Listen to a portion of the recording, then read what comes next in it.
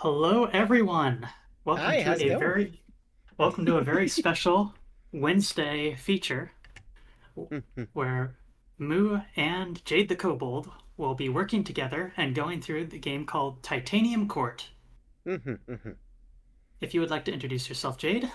Hi, I'm Jade the Kobold. You may recognize me from such things as Jade the Kobold. I'm over on YouTube, and we got shout outs to my YouTube watchers here. We're just being cross streamed over on the twitch.television at Moo the Slime. Uh, could Or, you grab me a link for yours and I'll do the same. That way we can sure, cross-pollinate. kobold.fun. Just put that in your browser window, and it will bring you to my YouTube channel. And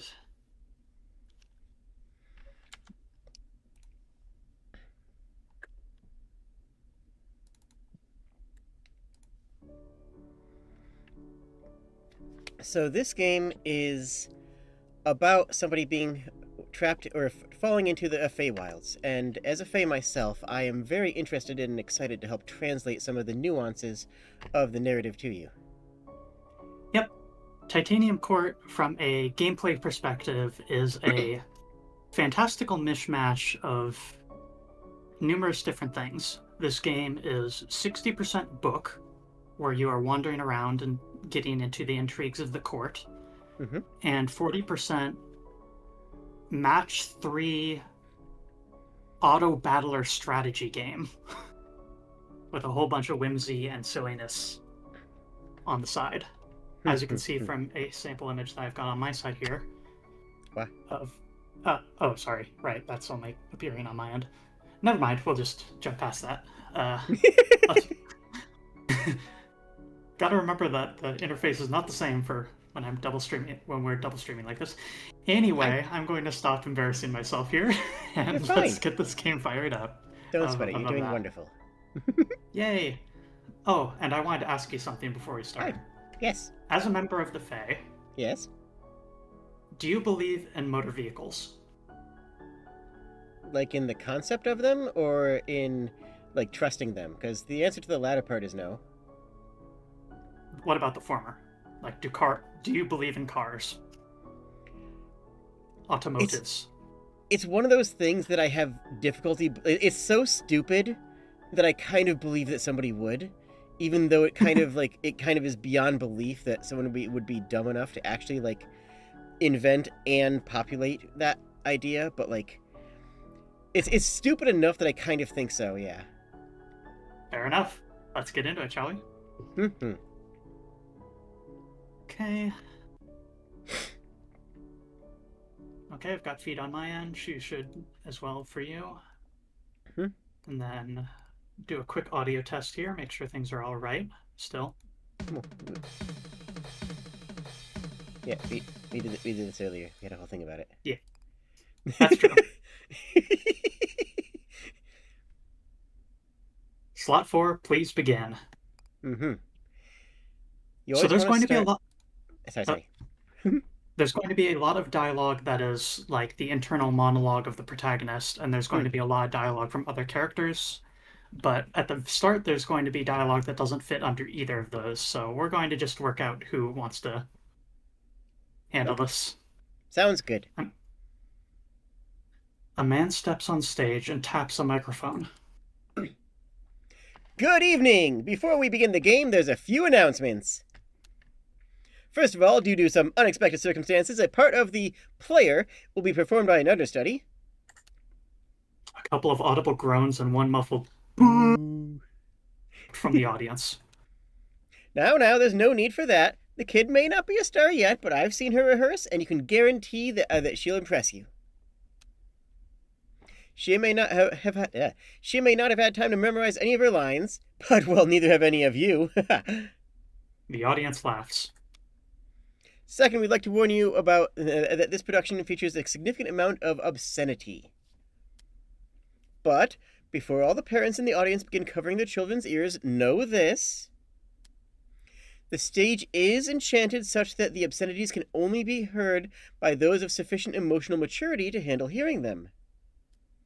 And finally, the writing room would like to issue an apology for failing to complete the script before the performance. They are working on it as we speak, and so it is my pleasure to announce that tonight's performance is also a race. But who will win? The writers furiously working to finish the script, or the performers attempting to perform it? I can't answer that question, but I can announce that race begins now. We hope that you enjoy the game. Where should you start? You're walking through the woods when the world around you shattered.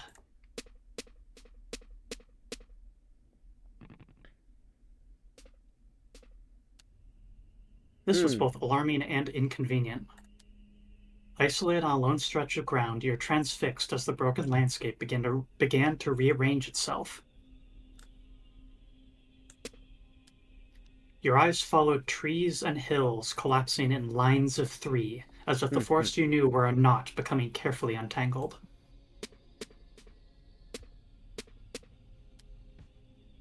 You dared not move from your position as the ground beneath your feet quivered in anticipation of shattering further. Audio is...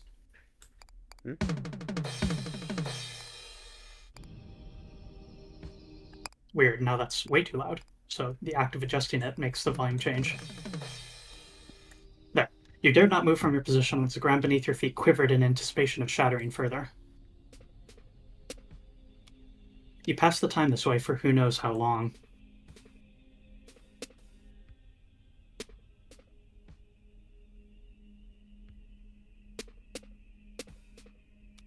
Until the court slid into view. At first you weren't sure you could trust your eyes. But there it was, a great shining structure among the roiling landscape, something stable and enclosed. A shelter. You kept your eyes on it, hoping it would draw close enough that you might peer inside its windows.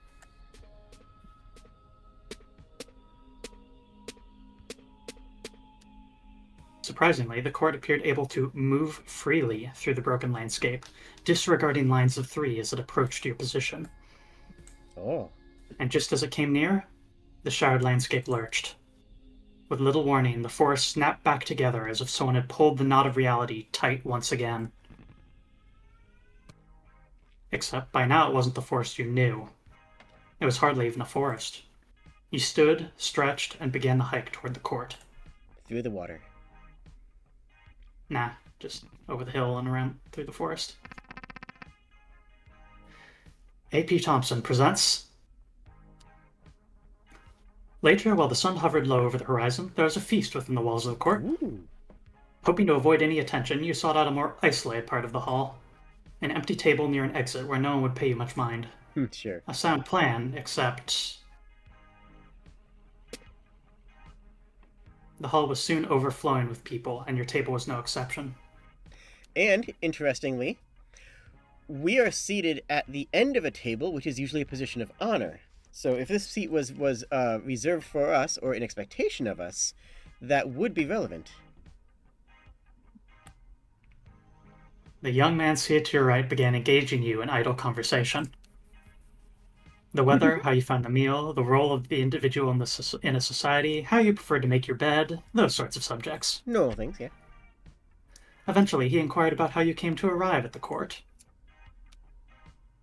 Which answers my question quite thoroughly, while raising many more. He says as you conclude your tale. But forgive me, you haven't actually finished your story now, have you? You admit there is a bit more, though you have yet to make sense of it.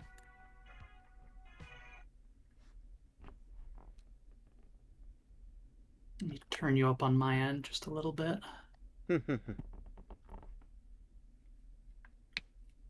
Juggling a few new systems here, folks, so... I thought we juggled them before the stream. Oh well. I thought so too. The people within the court were earnest but odd. After your arrival, you attempted to get some answers about your whereabouts and the strange circumstances outside, except... They spoke mostly in riddles and nonsense, didn't they? They did. Let's find out where you are. So we have multiple choices here, but let's just go from left to right. A man resting in the shade of the wall. Said the man... Whoa, pal. Before you ask me any more questions, you gotta know my deal. My deal is that I can only answer questions you haven't asked. So as to where we are, no can do. Sorry, can't tell you. But as to what we're doing, oh man, we're a court of Fae on a quest to find our missing queen. He looked to both sides, then said, So let me know if you see her. But just don't ask me where she is. Hmm? next, you. Oh, hold on. You're seriously going to tell me about every individual conversation you had in excruciating detail? You bet your ass. Yes, you.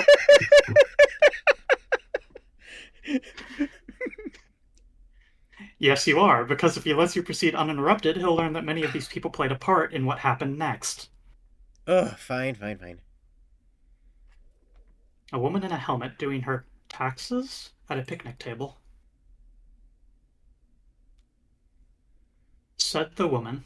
I would love to tell you where we are, friend, but I haven't figured out where we aren't. She gestures at a stack of maps on the table behind her. We're not in any of those places. Or at least we weren't. Who knows if that's true now that the tide has come in, you know? You attempted another tactic, hoping to glean some information. Perhaps she could at least tell you the name of this place? Oh, we just call it the court. The full name is the Court of... I forget it. Something like the Court of Aluminium, but it starts with a T. The Court of Tungsten? I don't know. Maybe. I'm new here and bad with names, but at least I can give you mine. I'm Robin.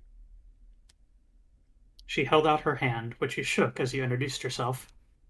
Now, if you'll excuse me, I should try to sort this out before the tide settles again. A pair in front of a blackboard discussing magic. There appeared to be a seminar of some sort taking place in the courtyard. A seminar on magic, if you understood the text on the blackboard correctly. So, okay, first you take a metaphor, and then you stretch it really thin, right? Right. Like, really thin. So then you forget its original purpose. Then you inflate it. Right, you just inflate the metaphor, right. I prefer to use my lungs for that. Then as it's inflating, you twist it like, hang on, like so. You still following? Oh, yeah? And hold on. Ta-da! There. It now resembles a dog. A delight for children and such. Okay, so what happened to the metaphor? It's a lovely little balloon dog now. Oh, I see. They seemed a bit busy, so you left them to Hmm. A small cat bathing in the sun atop the walls.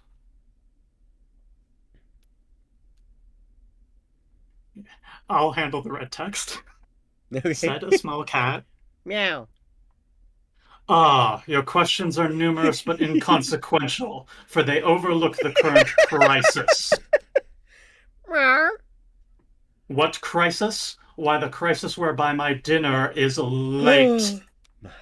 Meow. It is so late, in fact, that I'm not certain the concept of dinner isn't something I invented in a fugue of hunger. All other societal issues are mere trivialities in comparison to my plight. Please, stranger, might you fill my bowl, thus ending this ravenous standoff? A woman behind you laughed. Oh, don't listen to him. He's been fed twice a day already. Incredible. What the... Cats what are... the... Huh? Continue. Cats are very interesting in that they can occupy two realms at once. They can exist in our world and the world of the undead, or the world of the Fae, or whatever else you might want to find. But the fact that cats can exist in two worlds simultaneously is part of what makes them such fascinating creatures. Did not know that bit of Fae mythology. What did the outside of the court look like from atop the walls? Finding no immediate answers inside the court, you moved to the top of the walls and looked outward. Perhaps there was something you could see from this vantage that would shed more light on your situation. To the contrary, conditions outside the walls were even stranger than they were at the time of your arrival. The rest of the showered landscape had now melted away. The court stood alone amid a void. Oh, fun. That's going to be a problem. Okay. but not for long. Oh, okay, good. Like a rush of water, new surroundings began to surround. Much of the new topography was familiar to you. You could identify fields, water, woods, and hills. But there was something else to see. A menacing group of other courts were also part of this landscape. You were not alone in noticing these fortresses. Someone shouted, The war! The war! The war is here! Someone else, That can't be. Puck said no wars until we find the queen. Well, then perhaps someone should explain that to them. Surrounded by the enemy on all sides and bereft of an obvious course of action, the people of the court began to pray. Really? A man stepped forward and offered the first prayer. I genuinely wish no harm upon our enemy. I merely pray that they would fade away into obscurity. We can make that happen. Wow, I didn't expect that to work, but thanks. The woman named Robin offered the next prayer. My notes are quite clear on this. Prayer does not work.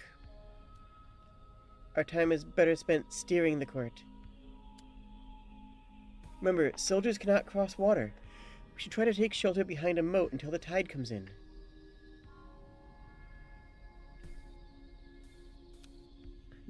There.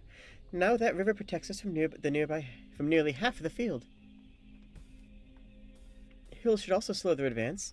So for my next prayer... But the next prayer did not belong to Robin. The next prayer belonged to the cat. Mm-hmm. So long as we are making demands of God, then my wish as ever is to be fed. Boom. Psst. Hey. You probably didn't notice, but something just happened over here. What happened is, by matching fields, the court has just acquired more food. Yeah. Similarly, other parts of the battlefield can be matched to earn water, wood, or stone. Mm-hmm. None of these fairies in the court will tell you this. Their religion forbids them from acknowledging the existence of the user interface. But I am a secular tooltip. I fear no god. I will do my best to provide you with this vital information. You're welcome. Yes! More of that, please.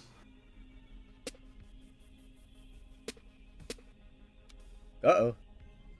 Robin then bemoaned the loss of the moat. And now we face even more of the enemy than before. Ugh, why do we even bother? The scholars at the blackboard now chimed in. We've identified the most strategically sound location. This spot, right here. If we just steer over there carefully, we should be fine. Sitting pretty. But Robin interjected. Stop, wait, look at the clock. It's almost low tide. We may have time left for only one more move. Where's the tide? Hello. What's that? I'm just trying to see where the tide is. Hello again. So this clock and time left Robin alludes to is in fact this assuming progress bar at the edge of your vision. Much like life, every move you'll make will deplete some of your remaining time. Ah. We have only one prayer left. What do you suggest we ask for? Might as well pray for a miracle.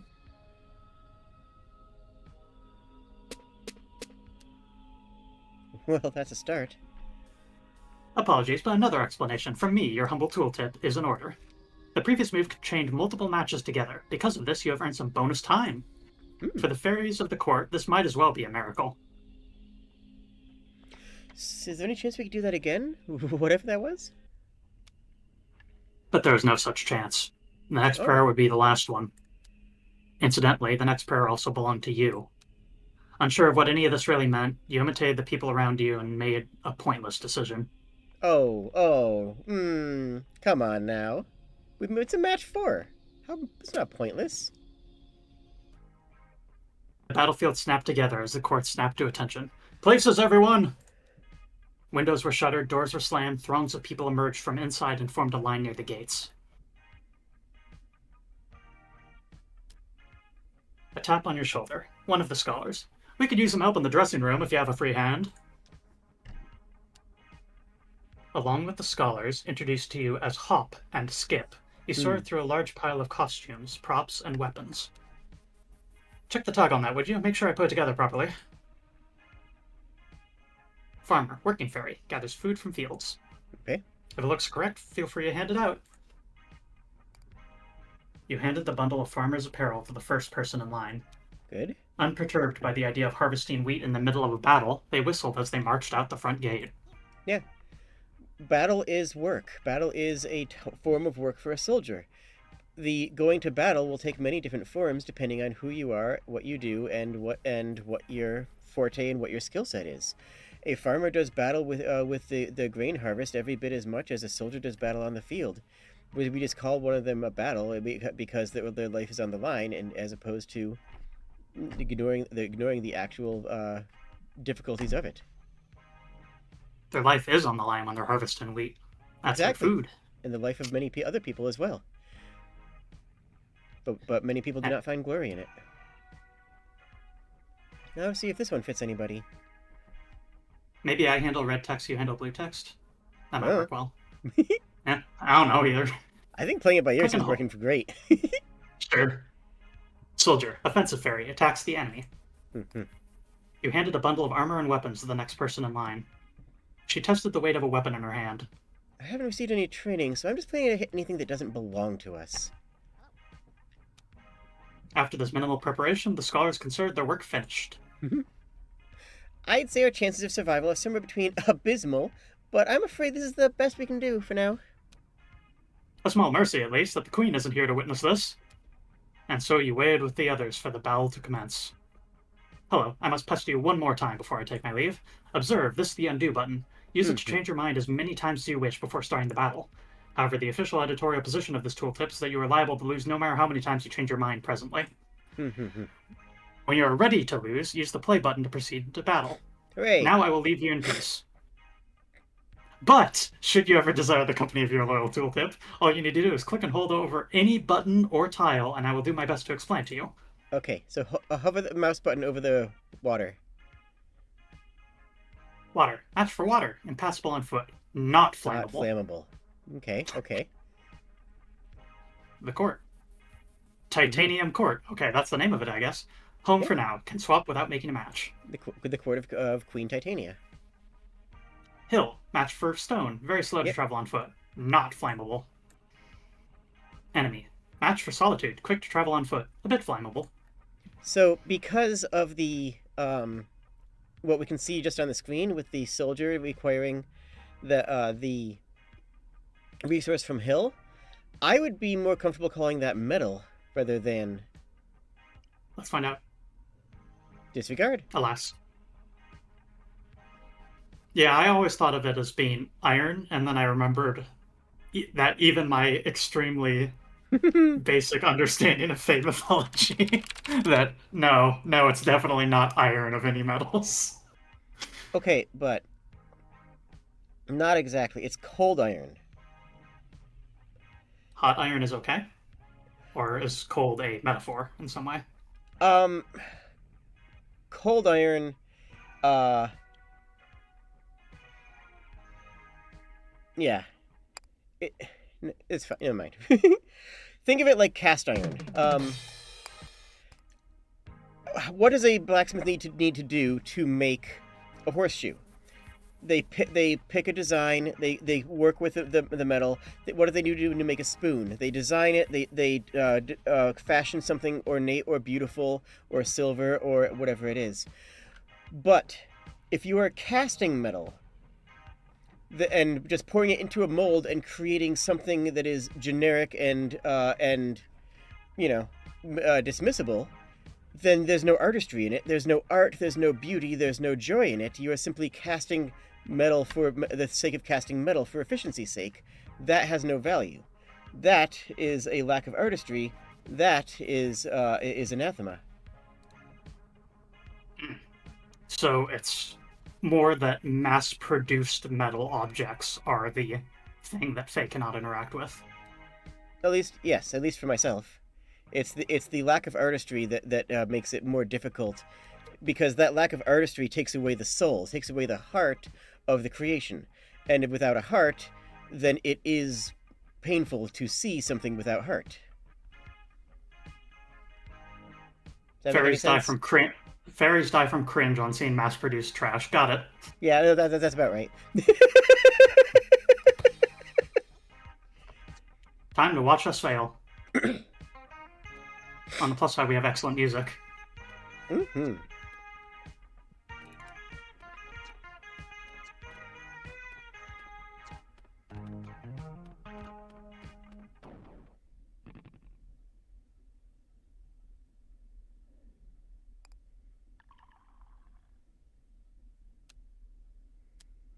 And then, sometime later, as the sun hovered low over the horizon, there was a feast within the walls of the court. The man to your right is beside himself with laughter. Okay, so our court caught you off guard with a sudden war. Stumbled behind enemy lines, made a token attempt at resistance, and was summarily toppled. Do I have that right? Yes, that does appear to be an accurate summary. Well, then I'm certainly glad I slept through that. As you look at your surroundings, a switch flips in your mind. Your own story makes little sense now that you think on it. How did you... Your companion pats your arm. Don't worry about it. If our court couldn't withstand physical destruction, we wouldn't have lasted 5 minutes in the pull of the tide. But enough of that. It's about time I made some introductions. As you've narrowly avoided learning, this place is called the Titanium Court. Meanwhile, I have the honor of being the steward of the court, and my name is Puck, although my lovers and enemies refer to me as Goodfellow. Puck, Goodfellow. I am the chief advisor and a friend eternal to our fair queen. As fancy as that sounds, in practice it means he is unemployed. One of the scholars, the man named Hop, has approached your table. He appears to have had a drink or two. Or four! He pulls up a seat between the two of you and assumes a jovial attitude. Guess the queen stood us up, eh, good fellow? Lucky for her, I'd say. I'd skip town too if I knew what a sorry showing the court would make. But on the plus side, we can continue draining our wine cellar. Now, are you gonna help me with that, good fellow, or are you just gonna stare at me? I don't mind either way. Puck, staring at the scholar, mouth agape, slowly inhales and pinches his nose. What fools these. How drunk are you, Hop? His name is Hops. I mean, he's probably pretty drunk, right? The queen is right here. I've been speaking to her for the entire feast. An excited hush falls over the entire hall. Hop blinks, looks at you, looks at Puck, turns bright red. Oh, huh. I see it now. That calls for Her Majesty's finest vintage. I'll be right back. As Hop makes a quick exit, you look steadily at Puck and shake your head. There's no use denying it now. Not after the tale you told me. If you'd like more proof, take a look at where you're seated. I called that. You called that. I called that step one. And this is why I have you for this. Hi. You slowly take in your surroundings. Mm-hmm. Oh. Puck smiles. Now, if I may conclude my introductions, let me present the court to your majesty, and likewise. He stands up and addresses the entire hall as he says, Long absent, the queen of the Titanium Court, always a stranger, has arrived. Cheers erupt and dessert is served. Lovely.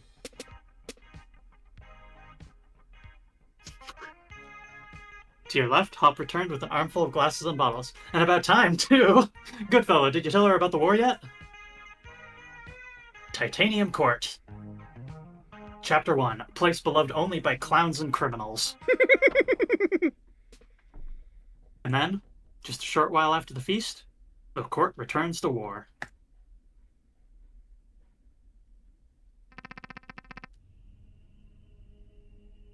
You're in charge of the war now, your majesty. You should be fine. Just remember everything we've taught you about magical warfare. Blinking slowly, you remind them that at this exact moment they have taught you roughly nothing about magical warfare. So? Ah, good. She remembers quite clearly. Yeah, exactly. Consult the ever-changing map. Mm-hmm. You don't know what any of this means. Why not?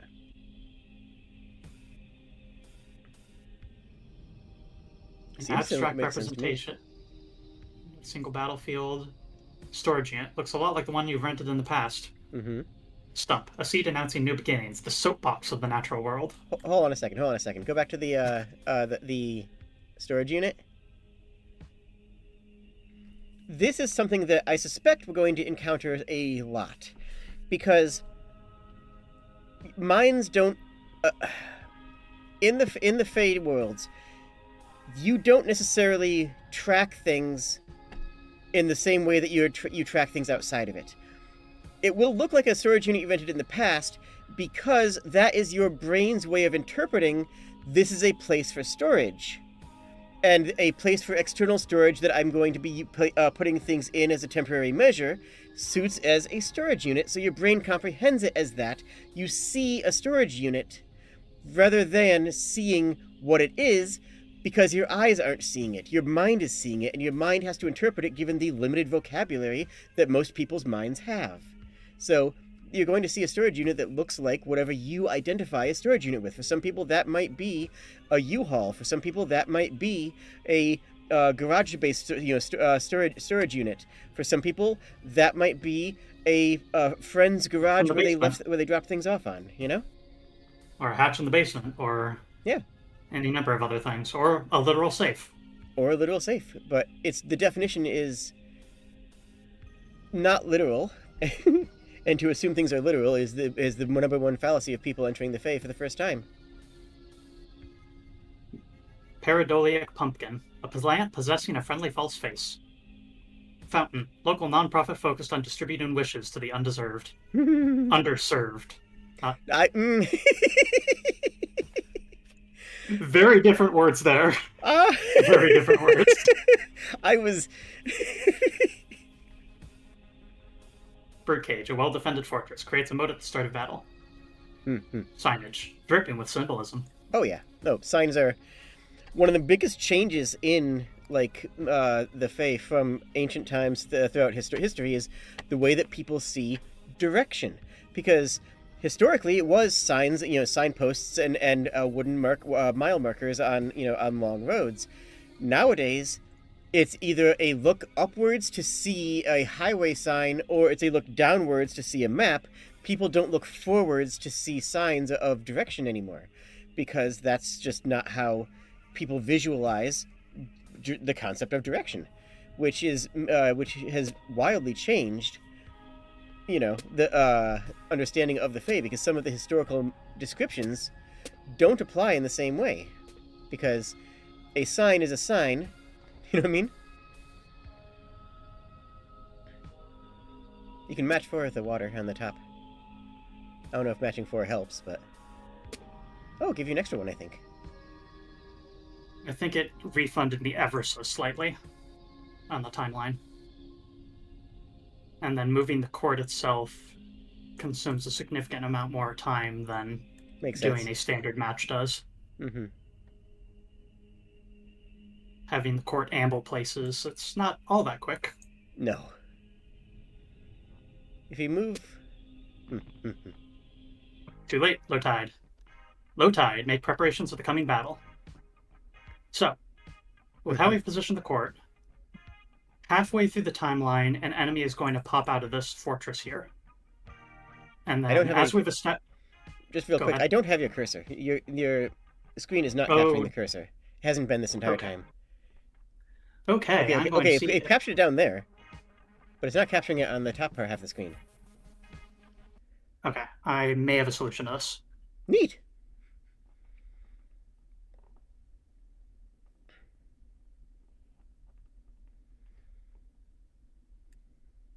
It is set to capture cursor, so that's that idea gone. But what if we try not capturing cursor? Because the game actually has a custom symbol for the cursor.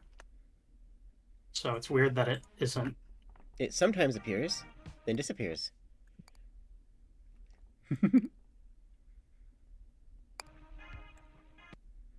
Okay, I'm gonna try changing my hook method. Meow.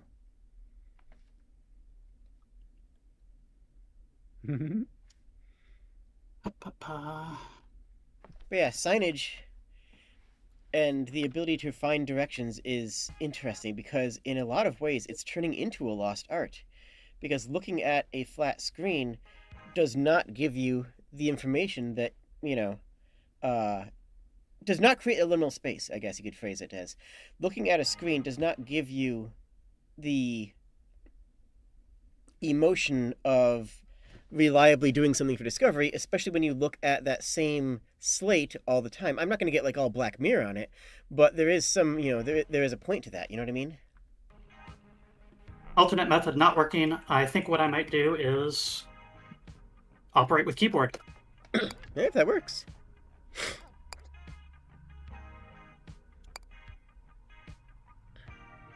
So, we make one soldier, mm-hmm. and we make, let's just max out on farmers. Why not? Mm-hmm. And so, as established from before, that soldier will go and punch whatever is nearby, mm-hmm. and what happens to be the closest thing that's not ours.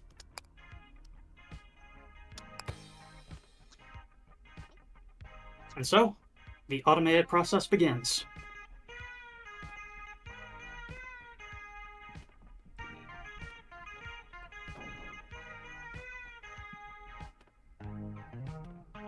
Do you like baseball, Jade? Not particularly. It's very factory worker designed, you know? There's very little in baseball where you actually are making a decision. It's fundamentally a machine, and that it was popularized in the time of the Industrial Revolution when machines and machine planning was, all the rage. The idea of baseball is if this, then this. The randomization of the hit leads into an algorithm. If it lands here, you throw it to this base, then to this base. If this base is full, then you change it around. It is a machine. It is a calculation machine that relies on the execution of a preset organized algorithm rather than the discovery of a new process or a new angle, like something like hockey or lacrosse, where you have more of a tactical battle against your opposition. Baseball is which team can execute on their own machine better, and which team can disrupt their opponent's machine with the batting better. That's a fascinating way of thinking about it. I like it, and I don't think I disagree with you entirely. You kind of got me convinced. One dead. Well, having now achieved some kind of victory in the war, you wonder if someone in the court might help you return home. It would be our pleasure if you can show us the way. Also, that was only one battle. There's many more to come if my notes are to be trusted. Okay, well, if you understand this map correctly, if it even is a map, there appears to be some sort of signage just ahead. Mm-hmm. Perhaps if you can reach those signs, you'll learn more about where you actually are, along with how to get home.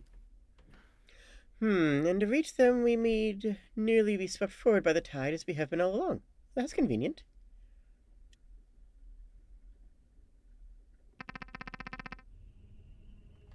While the field is broken, arrange it to your advantage.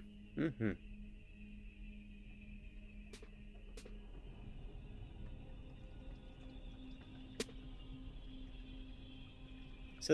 So we definitely need some more Water. Yeah. But I feel like the top priority would be removing enemy structures, as that would directly reduce their offensive power, if I understand this. To some degree, but notice how there are numerous enemy buildings that do not have anything in them. Yes. Those ones will not have soldiers come out of them. If you don't see a soldier standing on top of it, then it is an empty fortress.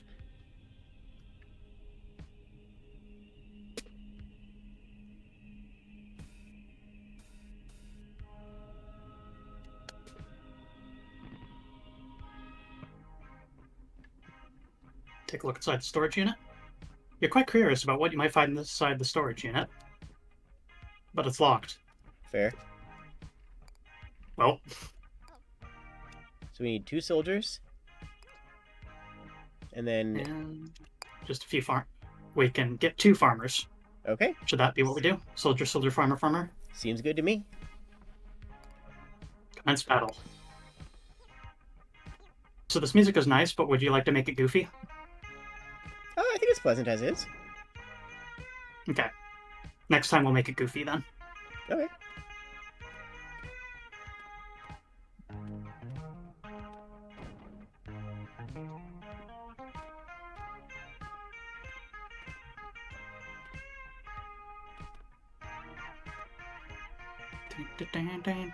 One more hit.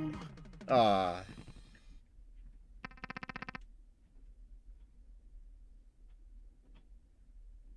The sort of pop-ups of vaguely relevant stuff was not something I liked initially, but it's really, really grown on me Yeah, I over mean, time. it's what I was saying before about the emotions, right? It's the Yeah. like having the soldier die as a commander is the emotion of a cat knocking something off of a countertop, and I like that. It's like this is not a catastrophe because they're not dead forever. They're just simply gone for the moment, and in that mindset, it is closer akin to a cat tipping something off of a table. A frustration, perhaps. Wait, aren't some of those empty courts empty? Enemy Mm-hmm. courts empty? You've noticed a subtle difference between some of the enemy courts on the battlefield. While many enemy courts have soldiers prominently stationed outside their gates, there are also plenty of them that appear to be completely empty. Mm-hmm. You think you can maybe assume that these empty courts will not attack the court during the coming battle? Mm-hmm. Yes, you can assume that. Additionally, you can see when enemy soldiers will attack the court over here on the timeline. Even soldiers might be no threat if you can deal with their courts before they attack.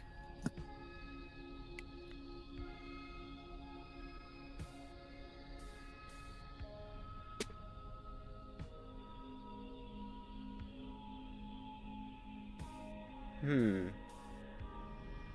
So there's 4 soldiers inbound, which is exactly too many. Let's see, that one's the earliest, so I think what I'm going to do, Mm-hmm. this is a tactic I've picked up over time here, is keeping your enemies close is actually better than having them be far away. And this is because the fairies are stupid.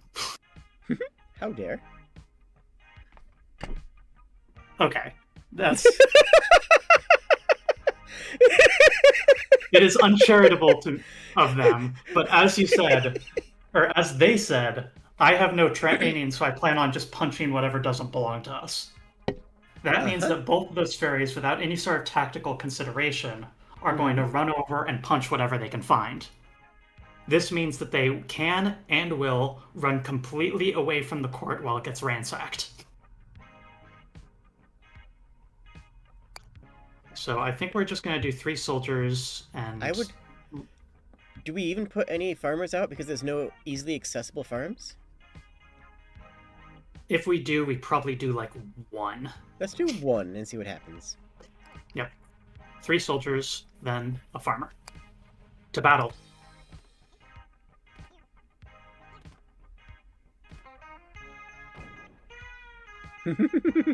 Quack. So we got pretty lucky that time because the soldiers happened to actually split up. Mm-hmm.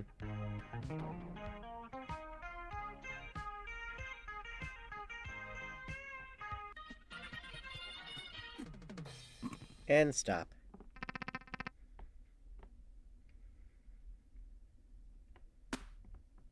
A menacing birdcage suddenly appears in front of the court. Ooh, that's loaded. Your Majesty, I have no notes on this foe. Let me know if you'd like to see them. I mean, I do have notes on the foe. I said the opposite of that. Robin has notes on how the birdcage behaves in battle. Right, so here's what my notes say. First, at the start of low tide, the birdcage will flood its surroundings with water. Following that, the birdcage will attack the court with birds. Fighting it may prove tricky, as it's always surrounded by water, and the court soldiers will be unable to reach it. You agree. You wonder if there's another approach the court could take. Either way, you thank Robin for the information.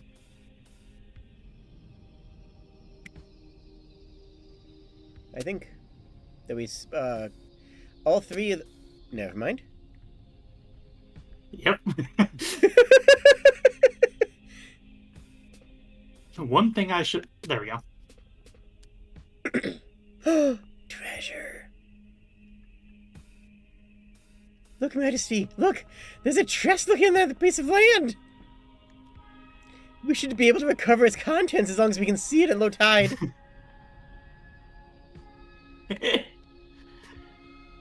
Oh, another. Loot, loot, loot, loot. That's a lot of birds. That's a lot of birds. That's a concerning amount of birds. I cannot see the exact detail of what a bird is and what it does, but it's probably guessable. Yeah. Let's see, we need more stone. More than anything else. Mm-hmm. Oh, wait, if you swap those, the evil quartz up there, not evil, really, but, you know, you get stone and the... Oh, wait, what in the mass treasure? Oh, no! Pardon me. This at least makes the birds have to go diagonally, so... The court retreating may be our best bet here. We're almost entirely moated, and any soldiers that are on foot will have to cross multiple mountains to get to us, as they have to funnel through the area with the treasure chests. Alright, so hear me out. Yeah? No guards.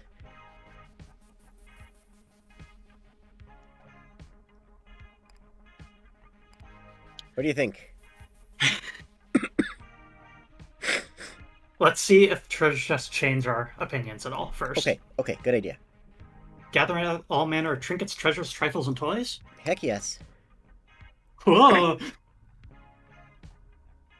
A gun? Bird. Offensive winged fairy, unhindered by terrain. Get it. Lovely. Gunboat. Offensive rock. Attacks the enemy via water. Okay. Cash. Cold and hard. We can either get it or we can sell it for 2. We can get 2 cash or we can sell 2 cash for 2 cash. I think we should take it for now. It's useful later. So we should pick up the cash as opposed to selling the cash to get cash? Yeah. Makes sense. The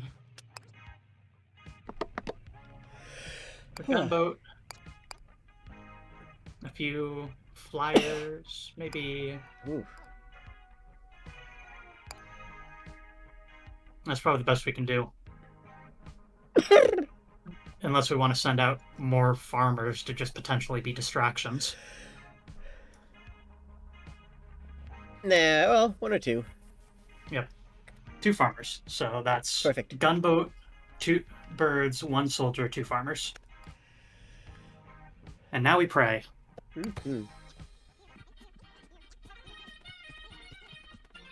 Pew, pew, pew, pew, pew. Seems good. Anyways, that's making the music goofy. You can have the game run in double time, and that makes the music also run in double time, which changes it from a chill, kind of twangy combat music to just goofy ragtime almost. Having escaped the birdcage, the court now arrives at its initial destination. Taking a spyglass to the top of the wall, you see the sign ahead. You see if the sign ahead can give you any clues or directions. Okay, that's not a great sign. Oh, I know this one. This is a memento mori. I hear they're popular among mortals. This one is quite simple, perhaps even unrefined. It says dead end. So any mortal who reads it can remember exactly what awaits them at the end. In case they forgot. Precisely. Hold on a second. Oh. Well, go ahead. The other thought is, what does this evoke? What does this mean to somebody who, when you see it? For the sign is usually representative of a place that you are not meant to be. Or it means that if you go in, there is only one way out. Those are other interesting readings of it. Either avoid this, or the literal interpretation of the memento mori, but rather, if you past this point, you have no other place to retreat to, because there's only one way out from there. It's another. And it's behind you. Mm-hmm. Okay, well, where you're from, the sign generally means that you cannot proceed any farther. As you say this, a gasp. Her Majesty's right! The course is not facing forward. We've been letting the tide carry us backwards ever since the feast. Okay. Well, in that case, how should we go about correcting that misalignment? The cat responds to this question by falling asleep on your lap. Blessed. The beast is right. A good night's sleep should return the court to its default state. And so, the court decides to retire early for the day.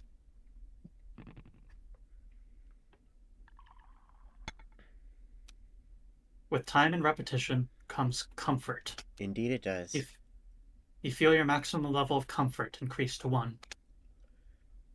Okay. Okay. The next morning, you awake in a strange bed.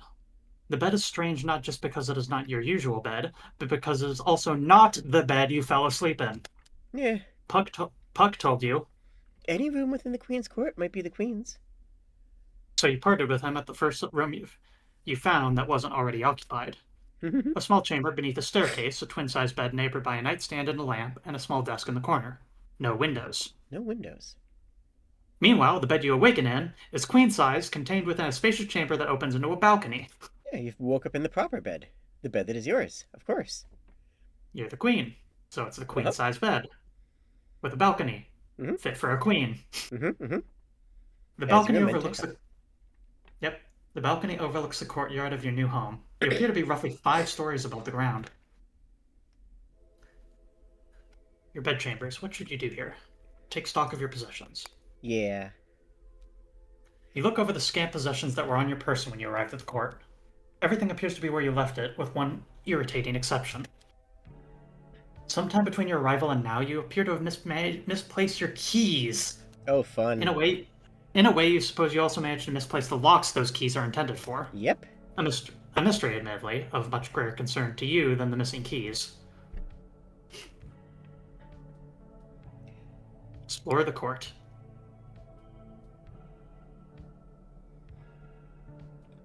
It took me so long to figure out what that sprite was. Like, it says it's a fountain, but I could not read it as one. I see a giant. Yeah, I see a pair of eyes and a big nose and a blue hair and beard that connect to each other. Totally. The water giant, and I'm like, what? Why does this represent water? It genuinely took me like 7 hours for it to finally click. This is my first time seeing the game, mind. Yep. Wait, there's the man named Puck. You have a lot to say to him. Absolutely. The man named Puck is just across the courtyard. Perfect, you have many things you wish to ask him. Yet, as you draw near, he quickly exits the scene. You might be imagining it, but he seemed to retreat the moment he saw you approach. And then while we're here, let's just hover over tiles, because tiles in the court can also be investigated. Nothing. As it happens, the void is quite unremarkable. Bridge, a door defined by its presence rather than its absence. A bush, a tree with refined courtly manners. Bench, someone left their chair outside. Wall, places constraints on physical movement. Place where a wall is not present, also known as a door. I will only disagree with one statement on that. Yeah. The void as a location of nothingness, and there not happening to be anything remarkable here, I would classify as two different things. As void itself is... This does have something. It is a transitory state between two locations. A void is not a transitory state between two locations. A void is an absence of anything, including location. The mere fact that it is a place here that can be walked through, to me, denies it from the title of void. Perhaps. A veritable feast, but not for you. Investigate the dining hall. Oh yeah, Okay. I would Get love some to breakfast. investigate. Yep. Grab some brekkie. I don't actually eat In breakfast, light of- fun fact. What's that? I don't actually eat breakfast, fun fact. I stretch the definition of breakfast based on when I wake up. In Oh, the that's light of fair. day, the feast... Go ahead, sorry. In the light of day, the feasting hall more closely resembles a common dining area. You collect some breakfast from a buffet, then look for a table. Table with cloth. A table dressed in finery. Mm-hmm. A versatile surface that creates a more equitable distribution of vertical placement among objects in the room. You collect some breakfast from a buffet, then look for a table. You prefer to sit somewhere out of the way, near an exit, ideally hidden. You sit in the most nondescript location you can find, a corner near a trash bin. Before you finish to bite, a whole host of fairy courtiers arrive with their meals and sit with you. Yep. They make idle conversation and a few honest attempts at answering your myriad of questions, none of them successful. As you complete your meal, you idly note that your table is now the most lively and boisterous table within the hall. Of course. You also note, idly, that despite his assurances that he would answer all your questions, the man called Puck remains nowhere to be seen. As a result of eating breakfast, you gain a small bonus. Plus 10 food.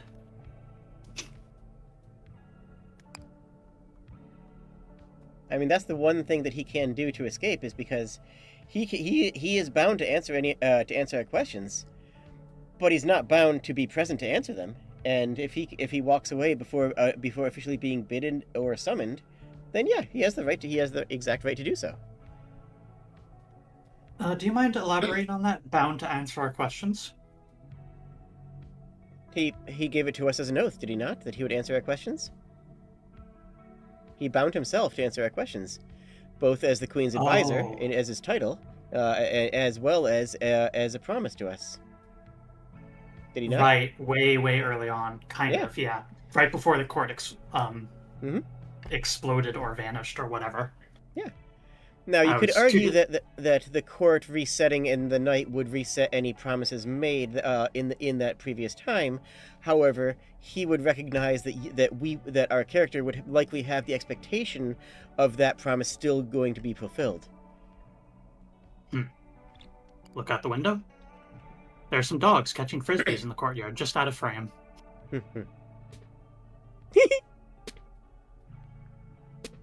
This is so good. This is so fantastically good. Neat! Neat! It's getting late. You should see to the business of the day. Consult the ever-changing map. Uh-huh. Go to war. Hooray! Go to war once more. After breakfast, the court goes to war. And as you ready yourself, a question. Your Majesty, is the intensity of the war to your liking? If not, please feel free to adjust the thermostat. The thermostat. Maybe make things a little easier on yourself. Current comfort. 0 out of 1. So, if you find this game difficult, over time you can use your comfort value to make things easier. In a bit, we will also be allowed to do the opposite. Ooh. If you win, you get a Slay the Spire Ascension-esque system where you can instead turn up the heat. Oh, I like that. Which gives you essentially an anti-version of these. But let's just go through the comfort options that we have and decide whether we want any of them. 1 comfort. With her calculator returned to her, Robin can give you a detailed analysis of the battlefield. 1 comfort. Start with an extra 10 wood. That's a lot of wood. Decrease shop prices by 25%. Start with an extra 10 stone. Start with the ability to produce miners. That seems worthwhile. Or no comfort. I'd say miners. There's like no... Okay. There's no downside, eh? Yep. It's not like we're making it easier so much as we are using the assets that we have. Yep. With repetition comes comfort. The idea of showing comfort as playing with a thermostat makes sense, in a modern sense. Seed at maximum comfort, level 1? Yes, indeed. Okay, so, can you be certain the court is facing the correct direction this time? Of course, Your Majesty. Observe that now the sun is rising rather than setting. Very well. You suppose you'll attempt to reach those signs again, although you doubt you'll find anything useful.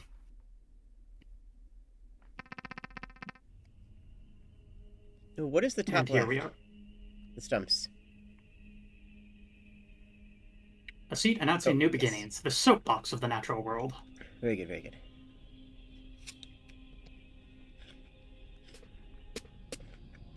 Yowza. No enemies. Wait. Hold. Right, Okay. there's no enemies, right? Mm-hmm. And we have 6 water, right? Mhm. Do you Move the think that we court. should walk the court back and forth? Yes, I do. I see no more advantageous position than what we have now. Down. Yeah.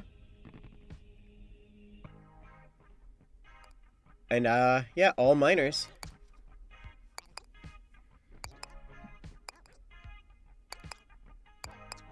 Mm-hmm. Something like that. I think that looks phenomenal, yes. 2 miners, 2 farmers, 2 miners, 2 farmers, 2 miners, 2 farmers. Go!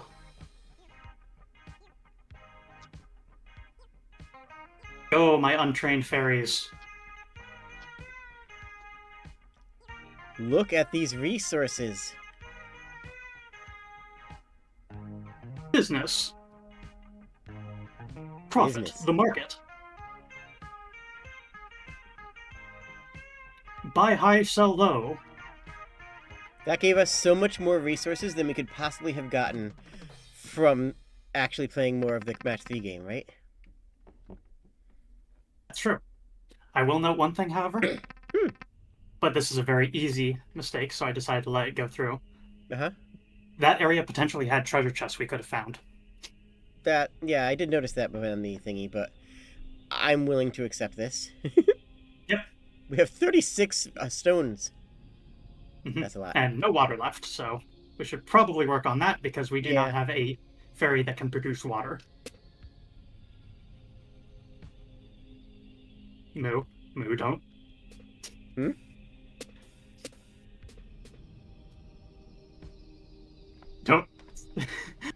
Don't say it, Moo. A tap on your shoulder. Robin points to a building in the distance. Your Majesty, that's neutral to this conflict. We should strongly consider stocking up on supplies. Of course, that's only if it stays in view. If it disappears before low tide, we'll have to wait to see if we pass another. Shop is closed during high tide. You call into the shop to learn about what they have for sale. However, before you can proceed, the voice on the line stops you and asks, if you understand how money works... Vaguely. Do you understand how money works? No. Kobolds are You thought you understood... You thought you understood a lot of things before your world shattered, and you might as well... Sorry. What did you say, Jade? Kobolds are communist. That's fair. Shoutouts to the Dwarf Fortress Kobolds. They're one of my favorite interpretations. They are little critters that are invisible on the map until a creature finds them. And their goal is to go into your Dwarf Fortress and steal something shiny. If you spot them, they run away crying. Relatable. If they don't get spotted and they manage to actually steal something, then they will become bolder and attack and quote unquote attack with more units next time. This means that's absolutely possible in Dwarf Fortress to build a locked chest on the surface as a dedicated kobold gift shrine to get more kobolds to come to your place and boldly steal from the entertainment strongbox that you've provided them. Blessed. I did that once in Dwarf Fortress. It was lovely. You thought you understood a lot of things before your world shattered, and now you might as well understand nothing. Whoa, I don't need your life story, ma'am. I just gotta make sure you know where money comes from. Let me explain. First thing you gotta know, where money doesn't come from. You're probably used to getting stuff like food, water, wood, and stone randomly during high tide, right? Well, that's not gonna work for money. Instead, you earn money by doing your job. You do have a job, right? You don't think you have a job. Oh, come on, I have caller ID, you know. I know you're a fancy fairy queen of a fancy fairy court fighting a fancy fairy war. So true. That's totally a job. Have more confidence. So anyway, fairy queens usually earn money by defeating their enemy on the battlefield. Just knock down those fortresses and money will pop out. Oh yeah, you can also get some money by selling stuff, maybe to us. But doing your job is a surefire method. Whew, now that I've given you the talk, how about I tell you what we have for sale? We're closed during high tide, but here's what we would have for sale if we were open. Gunboat, archer, ranger, knight, trade food at market prices. Okay. Gunboat we've seen. Archer, offensive ferry, attacks the enemy at a distance, better range from hills. Working defensive ferry. These are really good. Nice. Gathers wood from forests, defends your court. You know how I mentioned that the fairies are a little single-minded? And so it's absolutely possible that combat fairies will just wander away, leaving the court undefended. They're dual-minded. These guys will actually stay home. And we need more wood. So Yep. we can sell food as well, right? When we're in low tide, assuming this Yeah. place stays. Okay. So we let's can try and sell- make sure this place stays Ah! and buy one of those. Yeah.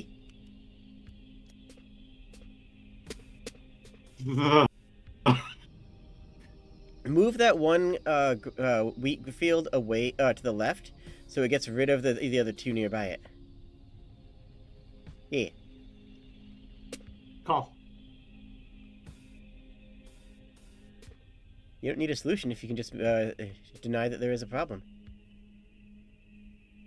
Always. This is not legal Saying advice.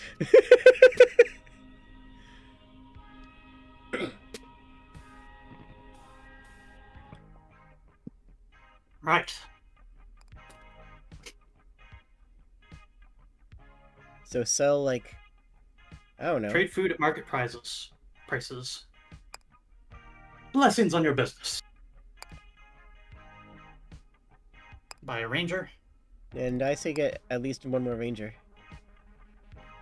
No, ranger is a job. We can now make as many of them as we want. Oh! Okay. We are buying the rights to rangers. Oh, that's incredibly useful. Do we get to keep it? Yep. Heck yeah! We will now have rangers for the rest of our battles. We can might as well get everything then. Ah, but here's the rub. Notice how much space we have down here? Oh. We can well, fit one more. Archer it is, I think. For sure. Seems reasonable. Yeah.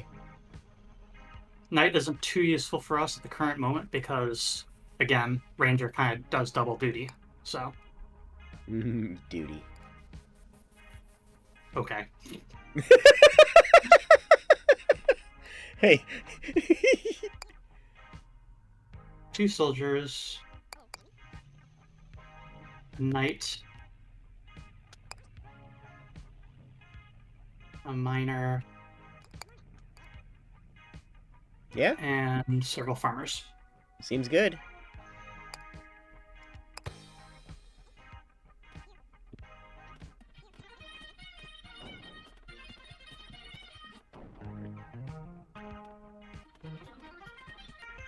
I like those pictures. They do a good job of showing the emotions. Yep. I think that we did really good. Yeah, that one worked really well.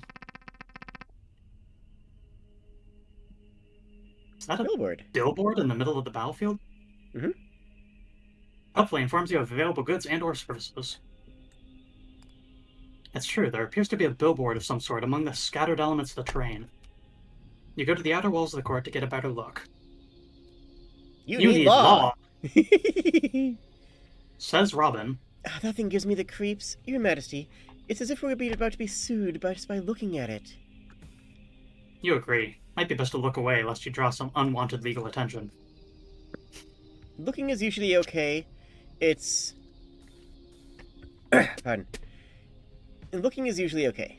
There's a 4 water there if you want to grab it. Yep. Another structure wades into view in the distance. Market? You suppose this is another... Look, Your Majesty! A temple of market! Sorry. Let me try It's that again. usually more, of saying something's name that can call it, rather than looking. Looking acknowledges it, whereas stating its name is what can draw it. Look, Fun Your fact. Majesty! Sorry. A temple of market. Can I give a fun fact? Yes. So,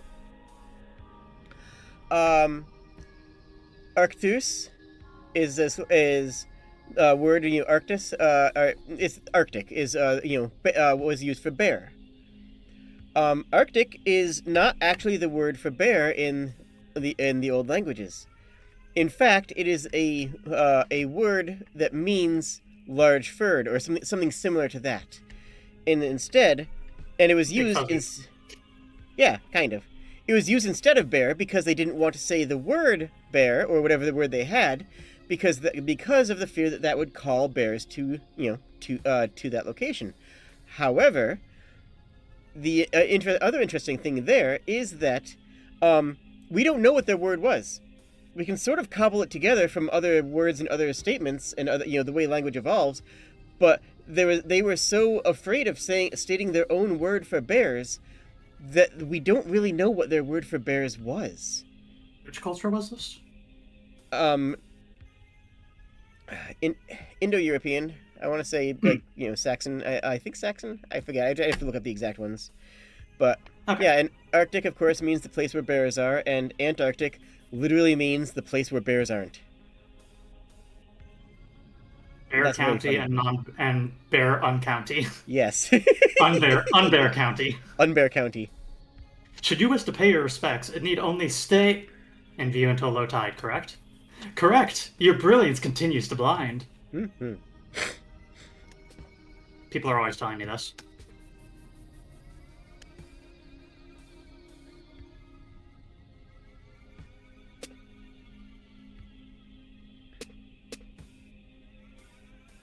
Should be able to do something kind of funny here. Ooh, I like funny. Yep. This is an event that I stumbled upon on accident while poking at the early game to just reacquaint myself for this, for how this game starts. And... Huh? I just got a request for a different model on my end. Oh. I am now glowing. Neat.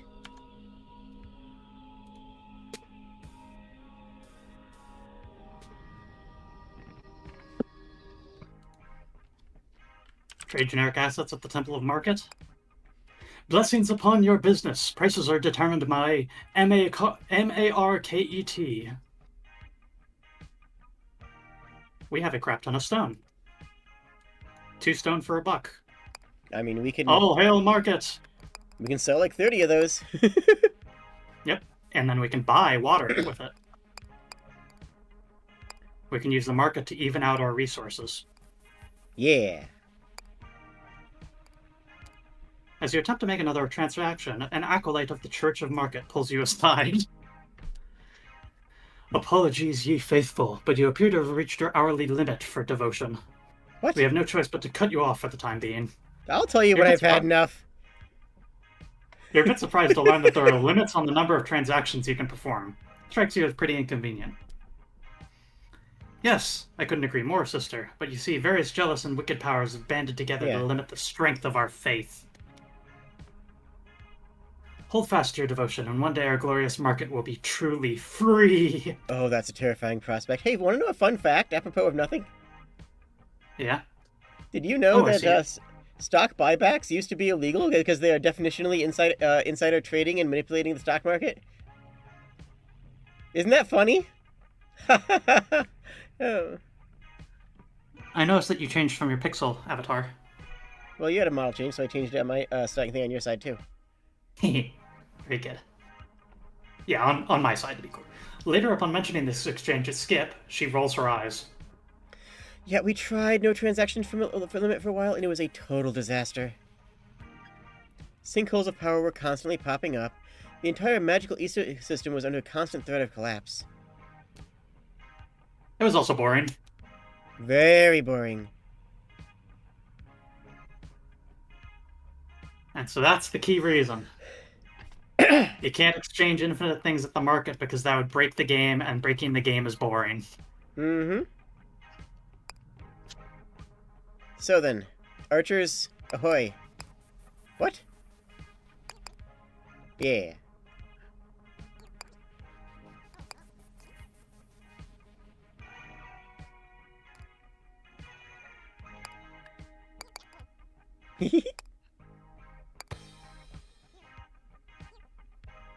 Are they attacking? Yes, they're destroying law.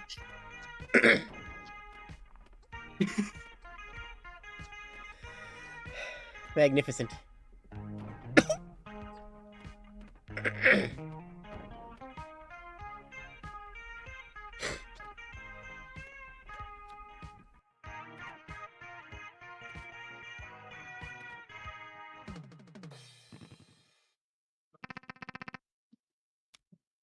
As the fairies' plain lumberjacks return to the court, they are surprised to find their queen waiting to speak with them. You'd like to discuss the fact that they appear to have chopped down a billboard during the most recent battle. We did? I hadn't noticed. You gesture at a pile of lumber where fragments of the billboard are clearly visible. I thought that tree looked a bit strange. Yeah, it's fine. Still should produce high quality lumber, though. Yeah, that's what's important. Well, so long as there are no long-term consequences for this action, you might as well not worry about it. What are we going to have to worry about? Law? And now the court finds itself surrounded by catapults. Hooray! To be perfectly precise, those appear to be trebuchets. Yeah. Given that trebuchets are a subcategory of catapult, you don't see any reason why you can't call them catapults. Oh my god, no.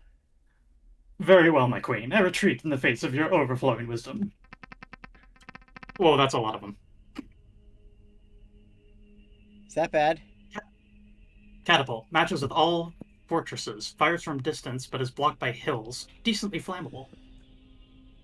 So, if we try looking at this one, you can see.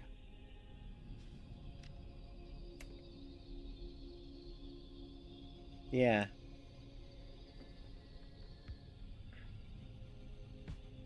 Ha, no shot. Heh, funny.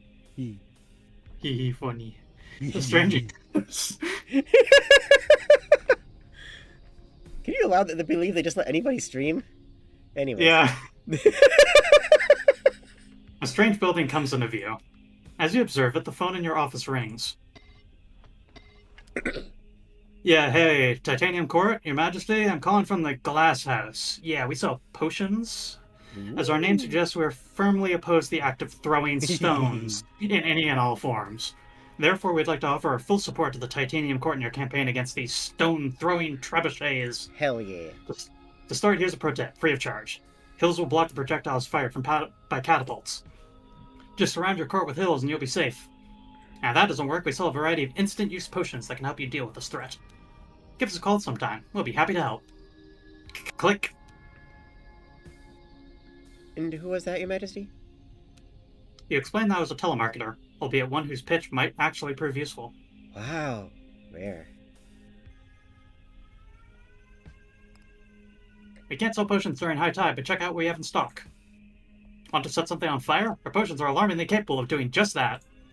This potion of geology can make mountains out of molehills and other terrain. Ooh. This potion of flood insurance ensures a flood wherever it lands. I love that so much. Statistically, a potion of teleport is the safest way to travel. Ooh. So what I'm thinking is do nothing involving these columns, and then teleport myself to this tile right here, thus blocking me completely from all threats. I was thinking more or less the same thing, with a slight variation. I was thinking, in the bottom right corner, you could do something very similar. But yeah, that looks good.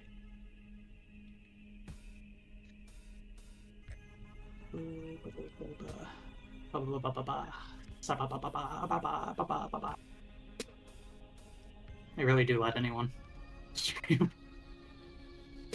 Fleet floor. Oh! Okay. Timeline is very short now. Oh, okay. Right, yeah, perfect. Don't even need a potion anymore. Let's verify that.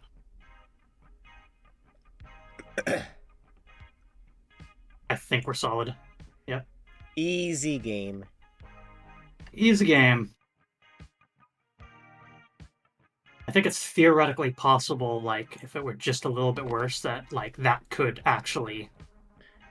Like, if that was 2 tiles away, I think it would actually thread the needle. Horrifyingly enough. Luckily we're really good at video games, okay? That's true. Anyway, should we say anything on fire just for the hell of it? I mean, or I anything can't like think of that. any. I absolutely. Top left corner. Yeah, we do wholesale fire. Where should we Yeah, put it? right there. That tile will start burning the moment the round starts. All right, so all we're doing in here is just harvesting wood, I suppose. I guess we can Yep, get farming too. and then these are considered fortresses, so we can Oh, ransack those too for money. oh heck yeah! So, a couple of soldiers in order to get those two down. So, question: Yes. why soldiers instead of archers?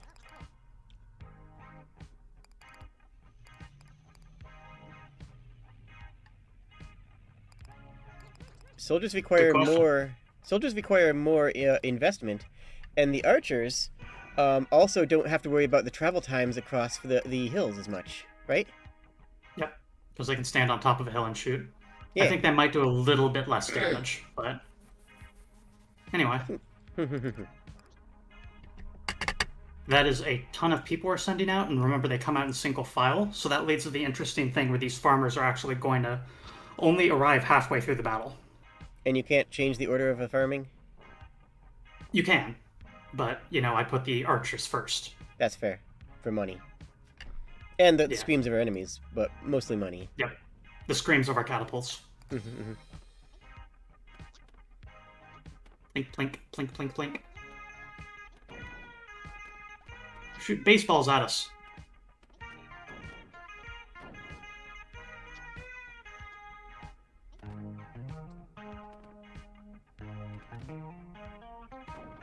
Nice! Dang, Archer's doing work. I called it. I'm very good at video game, you know.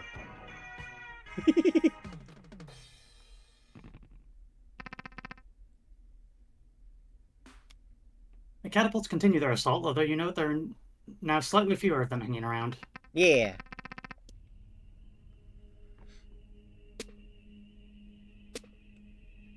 We can teleport right now to the bottom right. Second row from the bottom. Yeah. Ah! Oh wait, oh, we move the tree down. Down, down, down, down, down. Yeah. Now we can go to the bottom right. Yeah. As long as we can teleport there, we'll be perfectly safe. For everything forever. Certainly seems that way. Mm-hmm.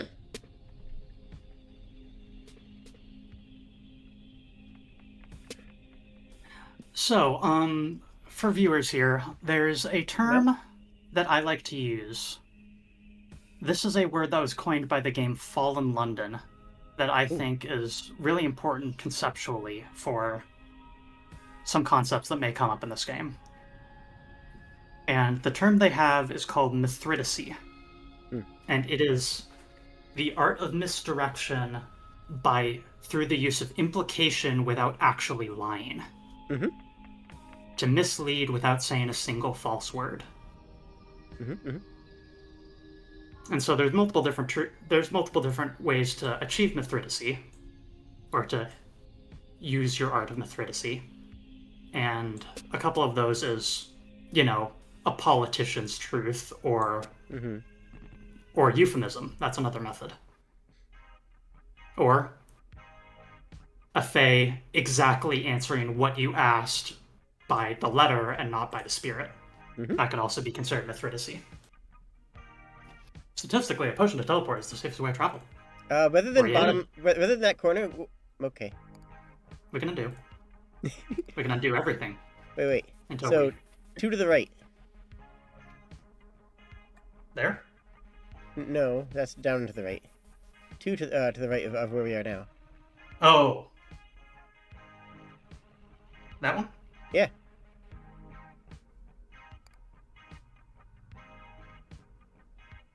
Oh, for access to... Yeah, for access to grain and such. No, one hit's fine. Yeah. Probably.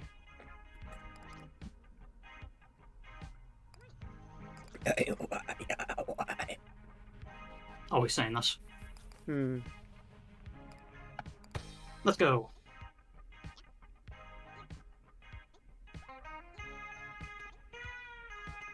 Oh, I might be able to break it before it gets its chance. Faster, archers, faster! Yeah! Oh!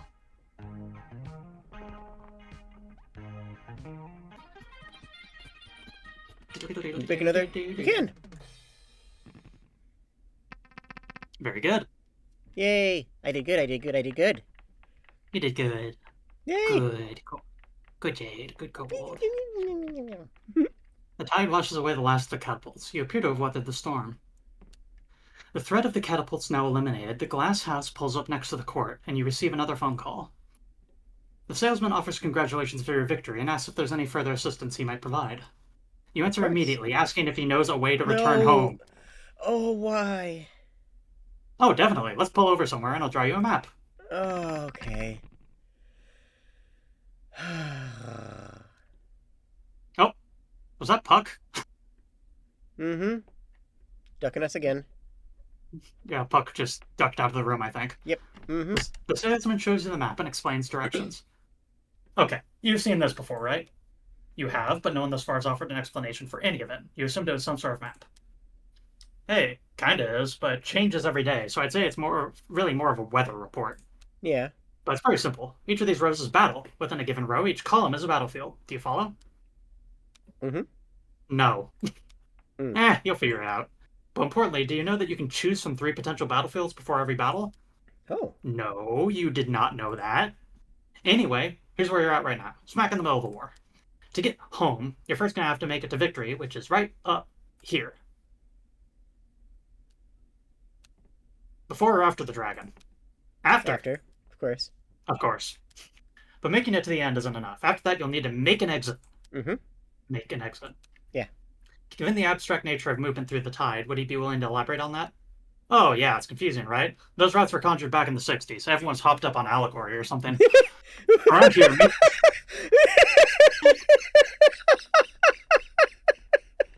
Oh, okay. back in the 60s, everyone was smoking allegory straight from the start. Oh, that's good. That's very good. Around here, making an exit means you gotta consciously leave the path you're on. You know, Yep. like you gotta fundamentally change as a person. Yeah. Mm-hmm. Okay. This might be a long shot, but does he have any specific advice for how you might do that? Preferably in a safe and non-traumatizing way? No, because it's not, and it is inherently unsafe. You are changing from comfort into new. That is always going to have a feeling of lack of safety because you are dismissing your own safety in favor of a new path. So there's no safe way to do it. There's no way to do that without stepping outside your comfort zone. So no. And what was the other thing you said? Non-traumatizing? Well, that really depends on how you interact with it, right? If you are traumatized by it, then if you are traumatized by the nature of changing and the nature of change and the nature of adapting to a new set of rules, stimulus, or paths, then no, because if that is traumatizing to you, then there is no way that you can avoid it. However, if it isn't, if you can handle that, then that is on you. You know, that is something that you have to guide yourself through. Yeah, therapists can help and all that stuff, but like your ability to not be traumatized, that is kind of your own, you know? Yep. And also, there's definitely something to be said for taking it at a pace, you know? Mm-hmm. Like, Mm-hmm. change slowly. It's okay. I It's don't know how much I agree with that. Because sometimes slow change over time will work. Other times, you need to roll out the guillotines because slow incremental change will never be enough. And sometimes you need to have a rapid and grand change for change to actually take place in a genuine and pervasive way because if you slowly change things over time, you may never actually get to your destination. That's also true. When you have the luxury, though, and can do When you so have in the a luxury, personal, yes. small way, then Mm-hmm, mm-hmm. But I know slow for my immersion can help. Can help. a long time ago when I realized that how addicted I was to caffeine, I cut all caffeine from my diet cold turkey. It was insanely difficult. The withdrawal was severe, but I did it. And in the doing of it, I was able to grow and become stronger and not have to deal, and I was able to overcome it. Now, caffeine is a drug that I respect as opposed to something that I use to medicate ADHD, as opposed to going through cans and cans of Mountain Dew every day. Now, it is a drug I for, wouldn't know for, anything about let's that. see. Yeah, really? Okay. But if I tried to wean myself off of it, I would have never gotten there. It That's is only yeah, fair by enough. dealing with that withdrawal that I was able to do it at all. Do I ever? Your Majesty, that's our specialty. Sorry to change the mood here a bit.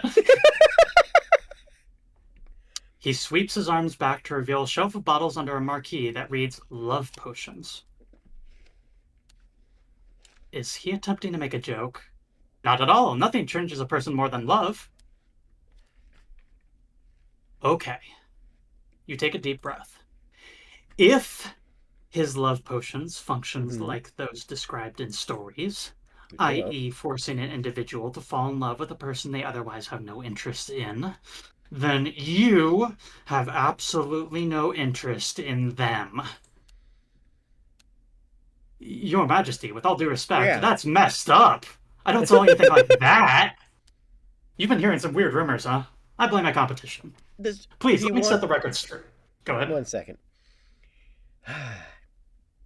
If you want to make a love potion, it's not that hard and it doesn't work the way people think it does. It's really just a tincture of pig sweat and a couple of other floral ingredients, and it's not that complicated to make. But it also simply is a way of influencing the way that you are seen. It does nothing to change the way that others are attracted to you in any direct way. They still have full agency over their life. It's think perfume. Think of like a perfume is a type of love potion in that sense, like a tincture of rose petal and ambergris, right? Like that, is effectively a love potion. It makes you feel more confident by putting it on, and makes you feel more beautiful, and thus value yourself more by taking the effort to make yourself beautiful and to put it and to apply these things, which will then reflect how you are seen by others, and in the pheromonal sense, if you want to look at it that way, it can also affect the way that others can have the ability to see you. And I guess you could phrase it. It does not actually directly influence. Um, yeah. Please, let me set the record straight. My potions cannot create love from nothing. They merely expand the love that already exists within you. Seeing your Mm-hmm. shoulders relax a bit, he continues at this pitch. Now, if you're new to love potions, I definitely recommend starting small. He pulls a potion off the shelf. Like this one, full of love for something called baseball. This one's great for beginners. The effects are really mild. Drink it and you'll end up liking this baseball just a bit more than you already do. That's it. You suppose that does sound relatively harmless. If he also thinks it'll help you return home, you might as well give it a try. Yeah. Perfect. Oh, come on, put your wallet away. I'm not going to charge you for it. Just take it. And so you return to the court with a new map of the war and a single complimentary potion of liking baseball. That would help us return home if baseball is something that we have core to our heart and desire. Then that would be, yeah, that Or would work. hatred of baseball is core to Or us. hatred. True. True. Now you have a certain idea of what you're looking at here. Based on what the salesman told you, this is either a map or a weather report. Either way, the important thing is that you can choose which upcoming battlefield to traverse. Extra fields, plus Mm-hmm. 2 food. Missing hills, amenities, the market, as boats and goons. Water, missing woods, amity shop, has knights and goons. Volcanoes, +2 stone, amenities chests, contains centaurs and goons. I mean, we've got a lot of gold, so market makes sense to me. Or shop rather makes sense to me. And we Yeah, need extra shop. water, and that has extra water in it.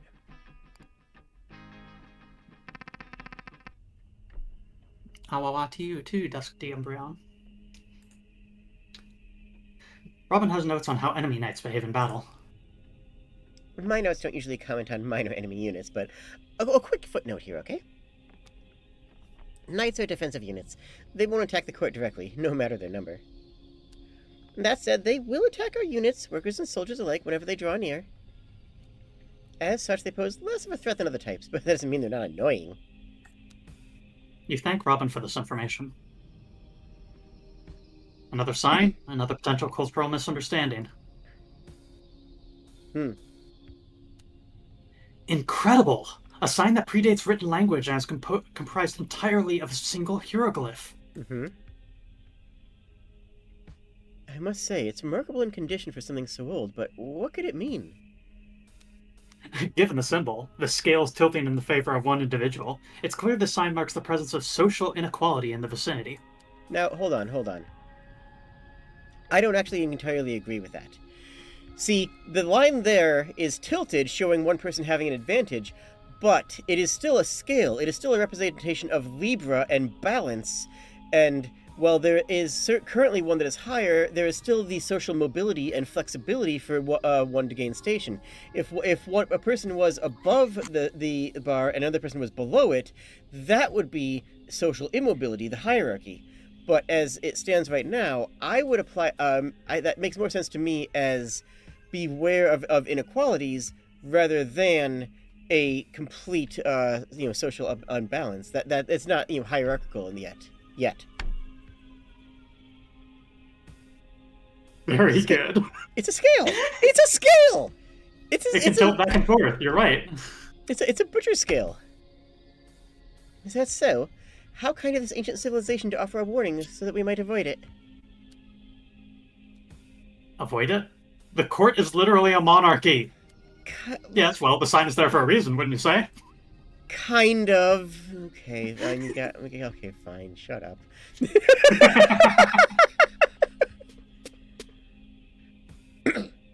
Da-da-da-da-da-da.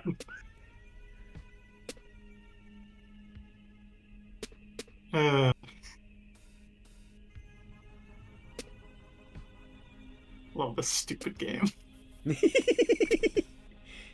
This game is not stupid if my eyes are seeing the same thing you are. Who's to know? Alright. We can't make any boats now, huh?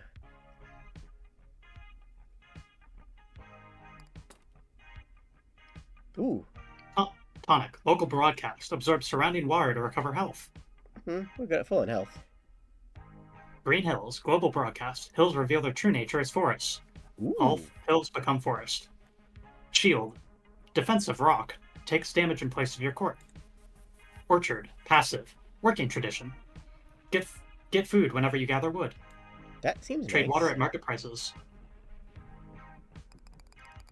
Yeah, good Bam. call. But wait, question. Yeah. Do we keep that? Do we keep the orchards? As a passive, it goes in this socket. Oh, okay. We will keep it for the day. For the day. Got it. The remainder of our warfare, we will have that. I think we are pretty good with our current unit setup. I think so. We have some interesting spells that we could potentially cast, but hey, we got a good thing going. Uh-huh. We're amazing. We are. And we're tough and super cool. A couple of defenders who might be able to chop down the sign, if previous information is to be believed. I'm wondering if the archers can take out the defenders relatively safely.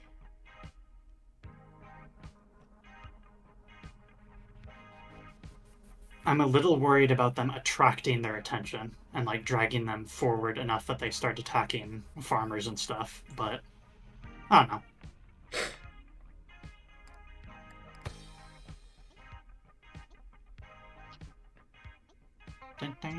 No, they're just confused. Yep. They're chopping nothing. Okay, that attracted the defender. Oh. How dare. What? What a dick. Dirtbag. Thankfully, our court didn't take any actual damage. You know, we just had a lot of people die. Yeah. So hold on, we got... Enemy archers sounds like a terrible thing to deal with. Especially with extra hills. Wormholes? Merges and grows when matched with fortresses. One might expect worms, but none are to be found. Huh. Well, that's also a dragon fight, right? No, dragon will be next. Oh. Rare chest! Rare chest! Rare chest! Rare chest! Rare chest! Rare chest! Rare chest! Chest! Rare chest! Ooh, ooh, ooh, ooh. Shiny, shiny, shiny. Kobold brain.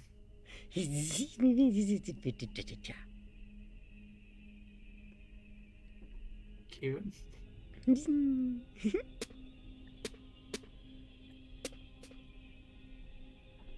Alright.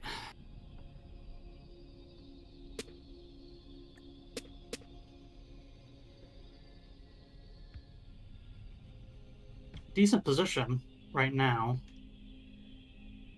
Yeah. Huh. We don't really need more resources.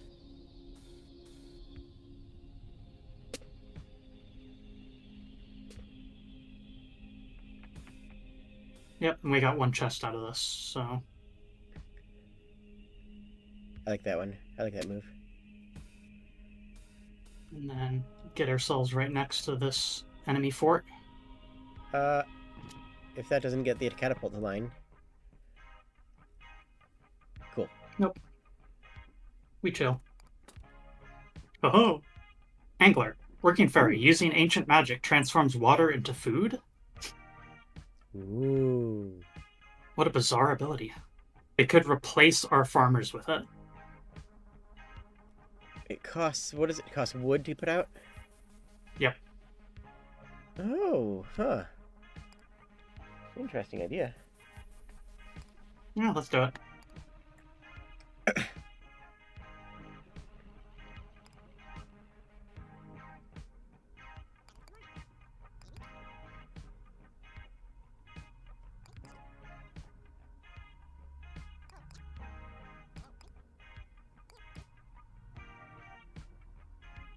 Boat, boat, boat, boat, boat, boat, boat. Boat, boat, boat. Ha, get wrecked.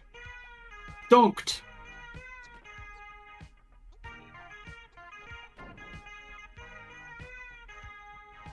I really need to stop singing the song literally every time it comes on. No, you don't. It's lovely. Yeah! We're not gonna get the last one. We have a lot of resource. That means we're good at video game. Does. Hello, dragon. Note. As the court moves motionlessly across the void, it suddenly encounters a neighbor. Your courtiers cry out in alarm. You spy a great Hi. dragon soaring above his lair in the distance. Big dragon. A legendary apex predator opens his mouth and arouses the court. Here's what he says. Yeah, hey! Okay, yeah, you. Yeah, hey, could I get a... Hold on, let me look at the menu. Let me look at the menu. He sweeps his gaze over the court, doubling back when he catches sight of you atop its walls. Oh man, all the Fairy Queen combo meal. No pickles? What? No pickles? He's an enemy for life now.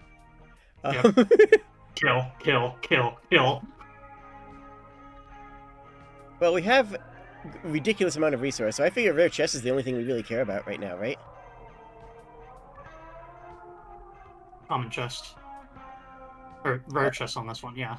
Yeah, plus also if we are planning on dragon hunting, we're going to want a billion archers, and this one has extra hills, too. Wait, what does that say on the bottom? 50 food for dragon? We'll see. Robin has notes on how the dragon behaves in battle. Right, so here's what my notes say. The dragon's first priority is to cook every fairy we send into the field. Once all the units are cooked, then he'll turn his attention on the court itself. If we can find a way to spread our units far and wide, we might be able to withstand its assault. Or we could try to keep our units on hills and water where the fire is less effective. But even if he doesn't burn the court directly, we're still in danger of catching fire from neighboring fields and woods. That's all I got. You thank Robin for this information. Now this is a tragedy. Huh. Perhaps the dragon can be bribed to leave you alone? Ooh. Your scholars determined that based on current meteorological readings, an adequate bribe for the dragon would be about 50 food. Bribe the dragon with 50 food. God! Damn Nope. it! Unfortunately, the court storehouses are presently incapable of satiating the dragon's appetite. Best not to even try it. Rip. Right? If we can gain one more food, though. And hey, the market. The market. The market. Well, we already have Glory to 51. the market. We already have 51 Oh, food. yeah. Oh, yeah, right. Matching fields. Do you want to do it? Sure. Bribe the dragon with 50 food? Yeah, sure. Stop. Aware of the dragon's voracious appetite, you offer him a sizable amount of food in exchange for your lives. Whoa, is this a new promotion? You're gonna give me this free food to not eat here? I mean, I'm not gonna say no to free food. While the rest of your court rejoices at its departure, you are more restrained. You strongly doubt this will be a Sorry. permanent solution. Nothing. Nothing at all. Nothing at all. Mithridacy. Nothing. Mithridacy. Nothing just happened. Yes. In fact, you wouldn't be surprised if the bribe ultimately serves as an incentive for the dragon to seek out the court once again. Hooray! Congratulations, we just won. Economic Yay. victory. 7 battles, 7 casualties of ours, 8 casualties of theirs, PDI, property damage index of 17. Moral, a penny saved is a comrade unburned. Mm-hmm. Easy Because game. we saved up so much food, we didn't get all of our friends burned to death. Hooray! Having demonstrated your burgeoning skill, your tolerance for a new challenge grows. You feel your maximum level of strife increase to 1. Okay, I got the terminology a little bit backwards. With the war now behind you, you encounter a memorial dedicated to its victims. Memorial to those fallen in the war. Casualties 15. Some among your courtiers roll their eyes at this. Oh, they'll Yeah. be back. Mm-hmm. Now, having expended much of its energy during the day, the court retires to bed. A person dies twice. Once when they lose their body, and once more when the last time that anybody remembers them and what they stood for. As long as what you stand for is remembered, then a part of you will live on through what you have strived to achieve in your life. That's why I archive literally everything I've ever done. Mm-hmm. You awake suddenly in your chambers. Something about your surroundings doesn't feel right. You can't see much as you look out from your balcony. The sky is pitch black. Something is clearly wrong with the courtyard. You've never seen it so disordered. The ground shakes and your stomach churns. Taking a deep breath, you Ooh. keep your sights on the door.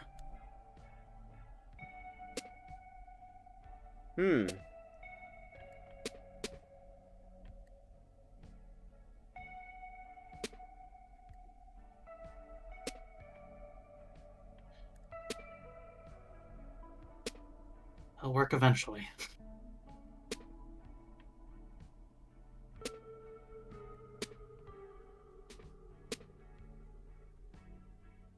Probably. Good enough. Yay! After moving through many unfamiliar halls, you suddenly find yourself in front of the court's great gates. Perhaps the court is trying to tell you that now would be a prudent time to depart. Who can say? Try to open the gates. Mm-hmm. You make an attempt to open the great gates of the court. They don't budge. Well, You note that there are 4 locks on the gates, leading you to assume that 4 keys of some sort will be necessary to open them. if we're the We haven't queen, changed. we shouldn't be opening the gates. They should be opened for us. So we should never be able to open these gates. We should only be able to find somebody who will open them for us. Alternatively, we haven't changed very much. Like, have we even drank that potion yet? Huh? What now? The potion of liking baseball. Oh. No, to my knowledge. Yeah, so... That painting looks a little strange.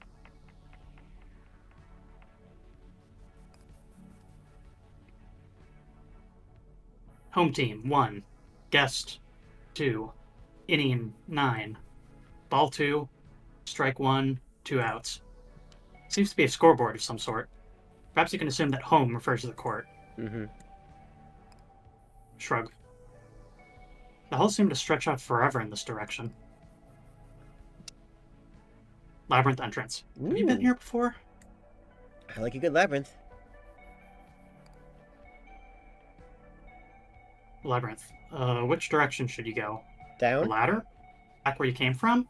The stairs? The door? Stairs down.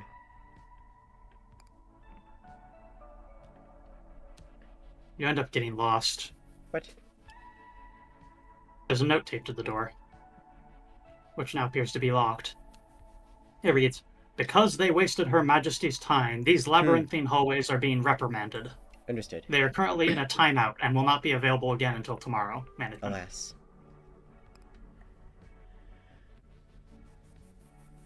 Why does this feel like a mud, though?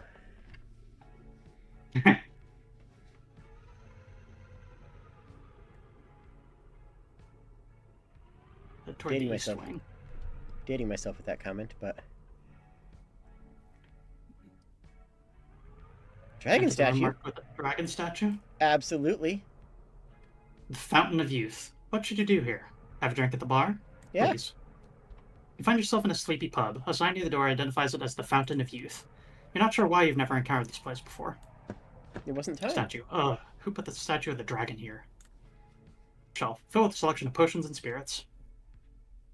Counter. A table with an understanding of basic arithmetic. Love it, love it. What about the other seats? Stools. Seats. Unarmed. Oh, okay. Funny. Oh, yeah, ma'am. ma'am. Oh. Go ahead. Oh, yeah, ma'am. Only open at night. That's us. Drink? Yes, actually, that does sound appealing. Burrow. As you sip, a man collapsed on the bar next to you begins mumbling something in your direction. Hey, lady, I got something I want to show you. Terrifying? Terrifying comment. With his head down and eyes closed, you don't think he's talking to you. Oh, yeah, no, he totally... Wait. Oh, no, yeah, he totally is. You should pay attention, ma'am. This guy's a regular prophet. The prophet proceeds. Okay, yeah, okay, so... You never got burned by Mr. Dragon Guy. What's up with that? You were supposed to get burned. Okay, so if you're to understand correctly, he thinks that you were supposed to lose to the dragon. And the first time Personally, through it, probably. Personally, you take no issue with failing to burn to death, as incorrect as it might be in his view. Oh, you'll be fine, fine. Let me tell you something, okay? Okay? Okay? Yeah, let me tell you something. You need dragonfire to ignite the light of youth. After saying this, he briefly raises his glass in your direction, then turns his head away and starts to snore. That's fair. Oh, yeah, that was a good one. I don't know. I'm just getting prairies off of her. I'm just getting Midwest. Oh, yeah, that's a good one, ma'am. No. Oh, yeah, that's a good one, ma'am. Kind of important to be hidden if I were you, you know. No, it's terrible. Your drink now finished. You stand up from the bar. I gotta work on that accent. It should be fun to work on. The dining hall. Is there nothing going on here? An argument appears to be taking place in the dining hall. Oh, fun! You hear echoes of an argument as you approach the dining hall. Now you can see and hear both the participants clearly. After listening for a bit, you surmise that the argument concerns the thermostat and its current setting. Mm-hmm. But that cannot be satisfying. I just don't believe you actually enjoy that. Oh, what's not to like about taking it easy? It's boring. Who cares? Boredom's underrated. Just relax. You think you've heard enough and are preparing to quietly leave when... Hey, it's Her Majesty! You think that you can help settle this? Actually, I believe Her Majesty is the only one who can settle this. Okay. Our debate concerns the thermostat. It is my firm belief that only by maximizing our strife will we find any meaning in this war. Yeah, but who needs meaning, man? Let's have a good time. Crank up the comfort. Either way, since Your Majesty is the only one with enough authority to make these adjustments, we will ask you to render judgment. But should you make the correct decision and raise our strife to level 5, I will give you this. She shows you a nondescript key she has attached to a lanyard. Loot! Man, that's gonna be hard, though. Just chill out. Get comfort to 5 instead. He casually produces a different key. Then you'll win this. Easy peasy. I fail to see how anything done at comfort level 5 could qualify as winning. I mean, who cares? Those keys look awfully familiar. Where did they get them? No comment. We're not permitted to reveal that information. Puck gave him to us. Did you not just hear what I said? Yeah, but who cares? Her Majesty figured out where they're already anyways, probably. You... As it stands, the thermostat is currently set to comfort level 1. Hey, feels pretty good, doesn't it? Please, Your Majesty, I strongly urge you to change course. Well, despite those protestations, you can't adjust the thermostat again until tomorrow. They'll both just have to wait. Dude. Dude. Dude. Bruh. Ah, this. Cat. I think This. it's a cat. Could be a slug. Might be a cat, might be a What slug. cat? Can't tell. Look at a rather large jar. Conveniently, it's already open. Neat. Weapon rack, a home for props of the vicious variety.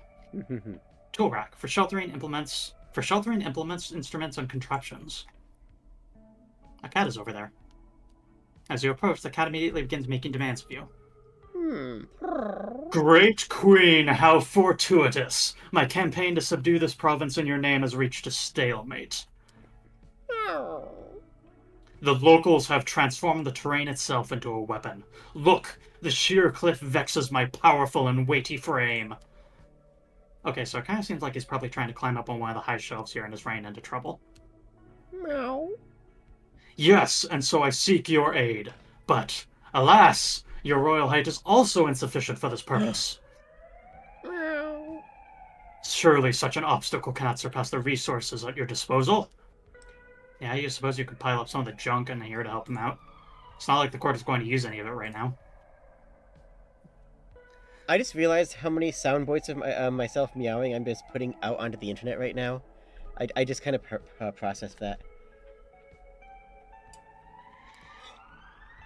Where should we put a pile of 20 stone? Well, stone makes sense at the base.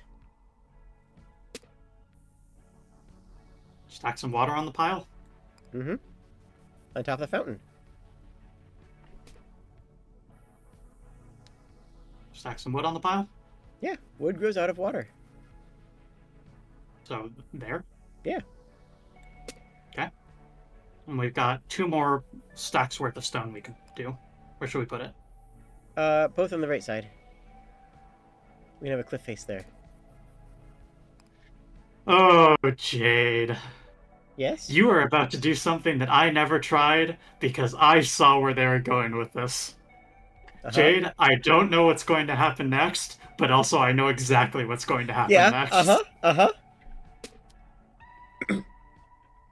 Yep! You watch with a small amount of amusement and a larger amount of frustration as the pile collapses in on itself.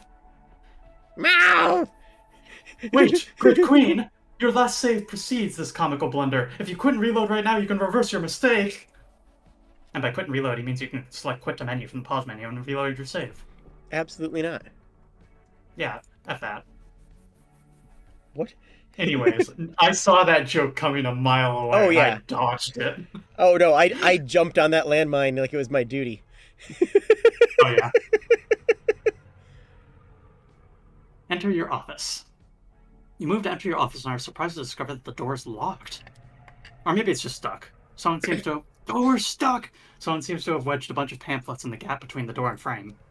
You pull one of them out. The cover simply reads, "The key to success begins with $30. The rest of it is just various photographs of handshakes. So that's our... Okay, oh, that's beautiful. So that's our royal duty for inspecting the deals that have been made, is to look at the pictures of the handshakes. That's brilliant. I love it. Business. That's so good.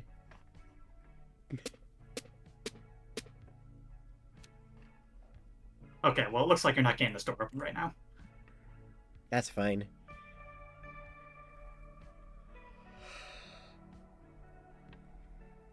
Investigate the chapel. Pews. Bleachers for spectating the divine. Banister. At last, a fence for inside the house. Chapel window. Someone stained these windows and they're definitely not machine washable, so he left them that way. Wait, hold on. Yes? I need to... That's not a banister. That's a balustrade. A banister is on a staircase and is diagonally oriented. A balustrade is a horizontal one. You listening, AP Thompson? Yeah. Someone link this to them. Link them the whole video. I think they might have a good time with it. I mean, I kind of did, because I did tag them in my stream start announcement. Shoutouts to you Anyways, guys. Yeah. Thanks for making this, AP Thompson, and all the rest. Games are made by people, by the way. Games are made by people. Every game that is released is a miracle. The amount of work, time, effort, and devotion that goes into the creation of a video game, I think, is wildly underestimated by people who have not been a part of that process. Even if you think you have a good understanding of it, let me be the first to tell you that the amount that goes into the creation of even the simplest game is blood, sweat, and tears of a human being, and that's what makes them valuable. And that's what makes them valuable. God, Jade. Yes? You have awarded more or less my entire personal creed for streaming video games and a wording that seems more, maybe not quite as perfectly elegant and snappy as my games are made by people, but you have found a wording for it that nails the exact idea. Thank you. My pleasure. Hearth, a place of warmth in the night where friends and family gather. You know, the TV set. Eventually, you find yourself in the court's chapel, where a television displaying test pattern stands at the pulpit. Can I call out the audience real quick? Yeah? A part of human experience is the perception and acting upon things. Right now, you are looking at a rectangle that has pictures on it. This is effectively looking at a picture frame for hours on end. Thank you. I hope you're having a wonderful time. I hope this fills you with the emotion, the emotion of reading a book where you sit looking at a piece of paper, rather than the mindlessness of sitting and letting something happen to you and simply observing it as it occurs at you.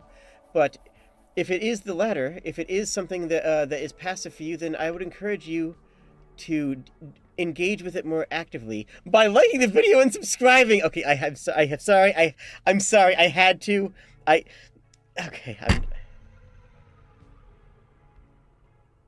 Throw money at your streamer.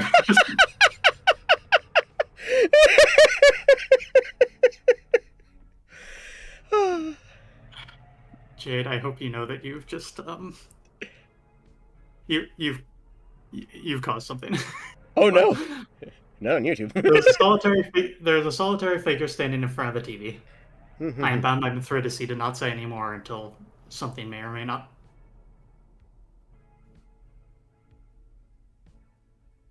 Solitary figure, hey?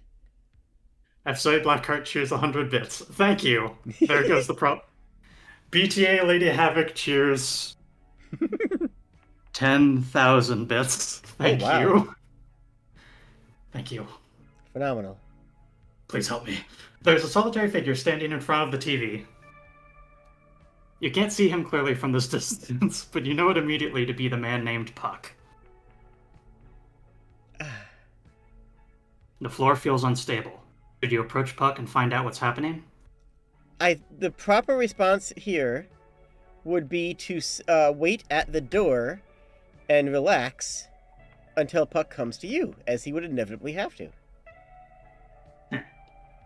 Well, the world seems somewhat unstable. After all, we had to resort the reality to just get over here. Yeah, So, I guess. if we want to play the... Waiting is not a great game mechanic. Usually. It can be. Hot take. But, yeah, it's probably not going to be something that's going to be accounted for. Thank you again, Lady Havoc. Sorry, stuff is happening on my side of the stream after you said that. Reality bends beneath your feet as you approach Puck.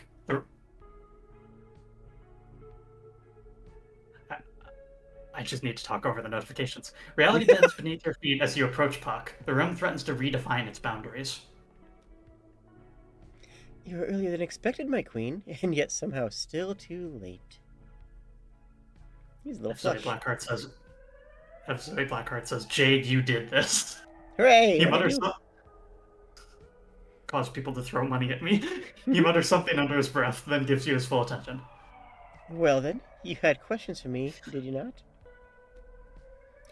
It looks like we have precisely enough time for one earnest answer to one of your queries. That is actually a really, really good gift. An earnest answer means an answer that is given straightforward and genuine with as much information as the asker intends. That is a gift. A very big and generous gift from a Fae, for sure. Absolutely. You express some incredulity at this statement. He's prepared to answer your question. He's prepared to answer your questions now? Yeah, you've earned it. He flinches in response. My queen, you simply must wield your skepticism with greater subtlety. That statement was clearly formed as a question.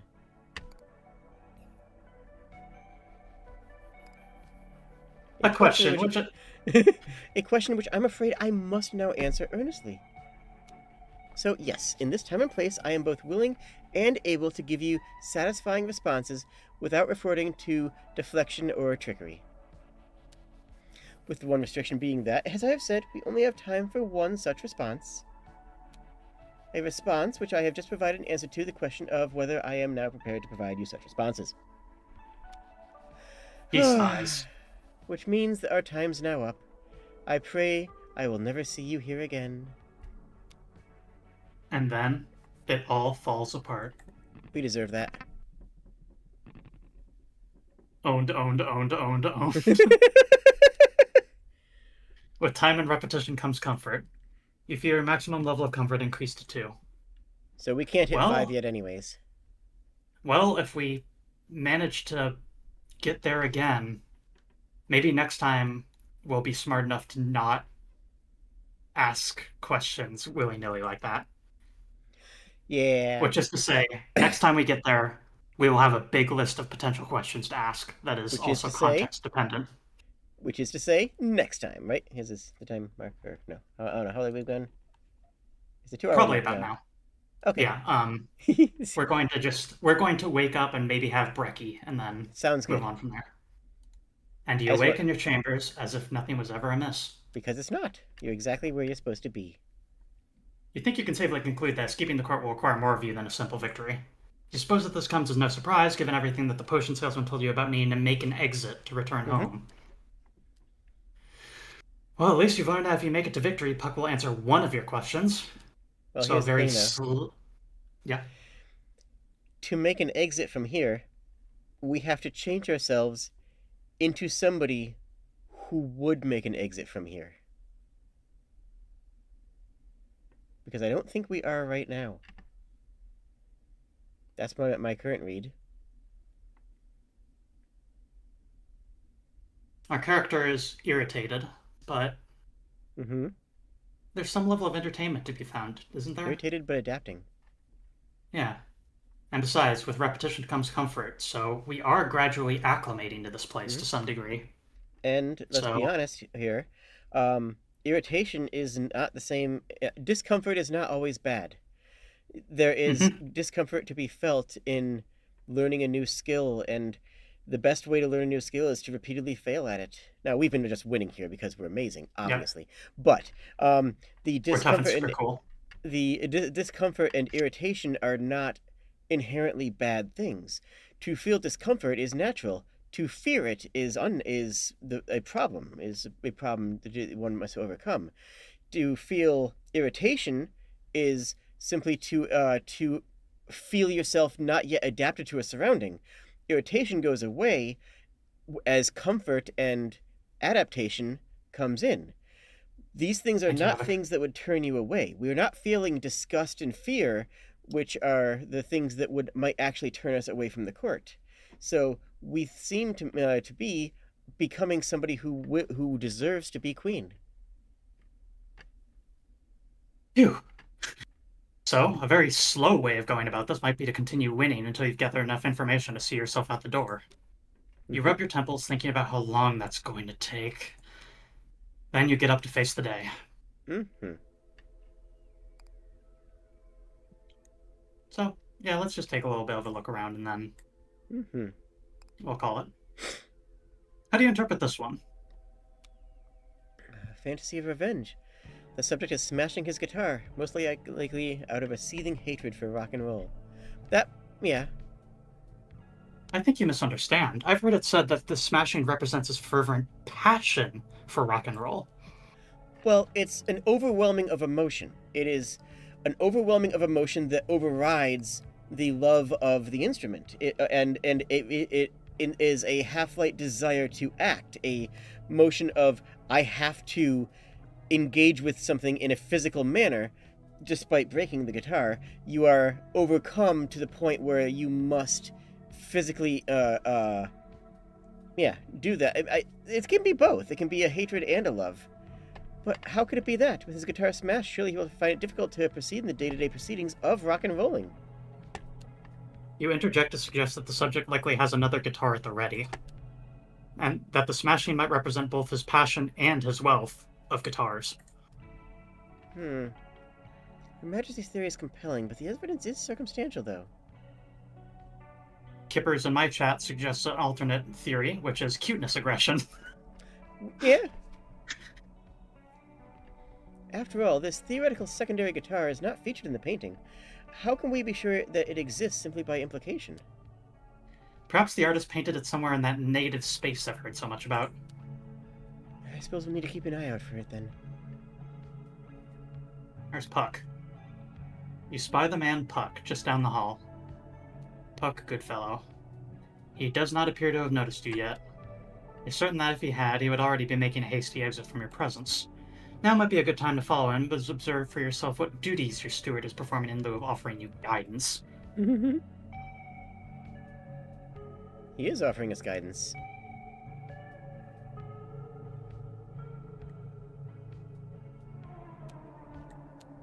Okay, this is getting a little tedious. Fortunately, you can click and hold the left mouse button to speed up the proceedings. Try it in battle, too.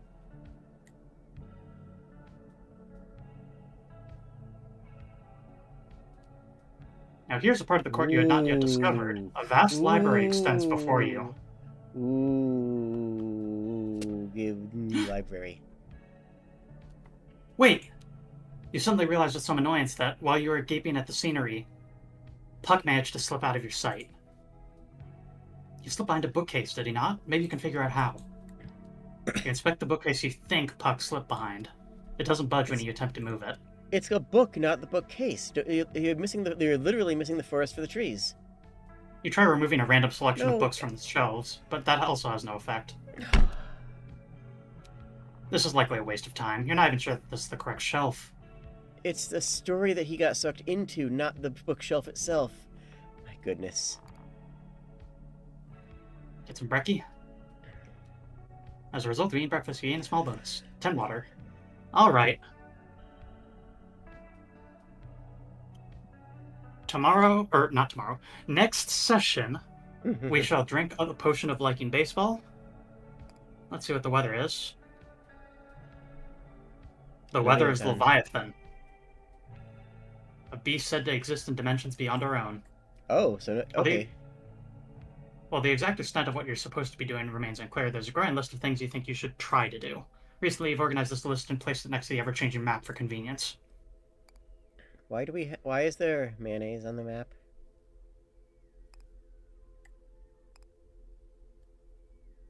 A rather large jar. Already difficult enough to open at standard scale. In any case, though, that will be it for today's stream. Thank you all so much for joining, and thank you also very, very much to Jade the Kobold for joining me in this. This has been a delight. Thank you all, and you are all wonderful. This has been an incredible delight. I'm going to once again, because I cannot do the Twitch direct shoutout system, because it's a YouTube link. Yes, I am the filthy YouTuber. Kobold.fun. And then I, of course, can be found at slime.center. And all my VODs can be found at vods.slime.center. And yes, we are both adorable, Lady Havoc. Rare. So, on my end, I'm going to go find someone to raid to. And I am going to bid you a good evening and a good night. Let's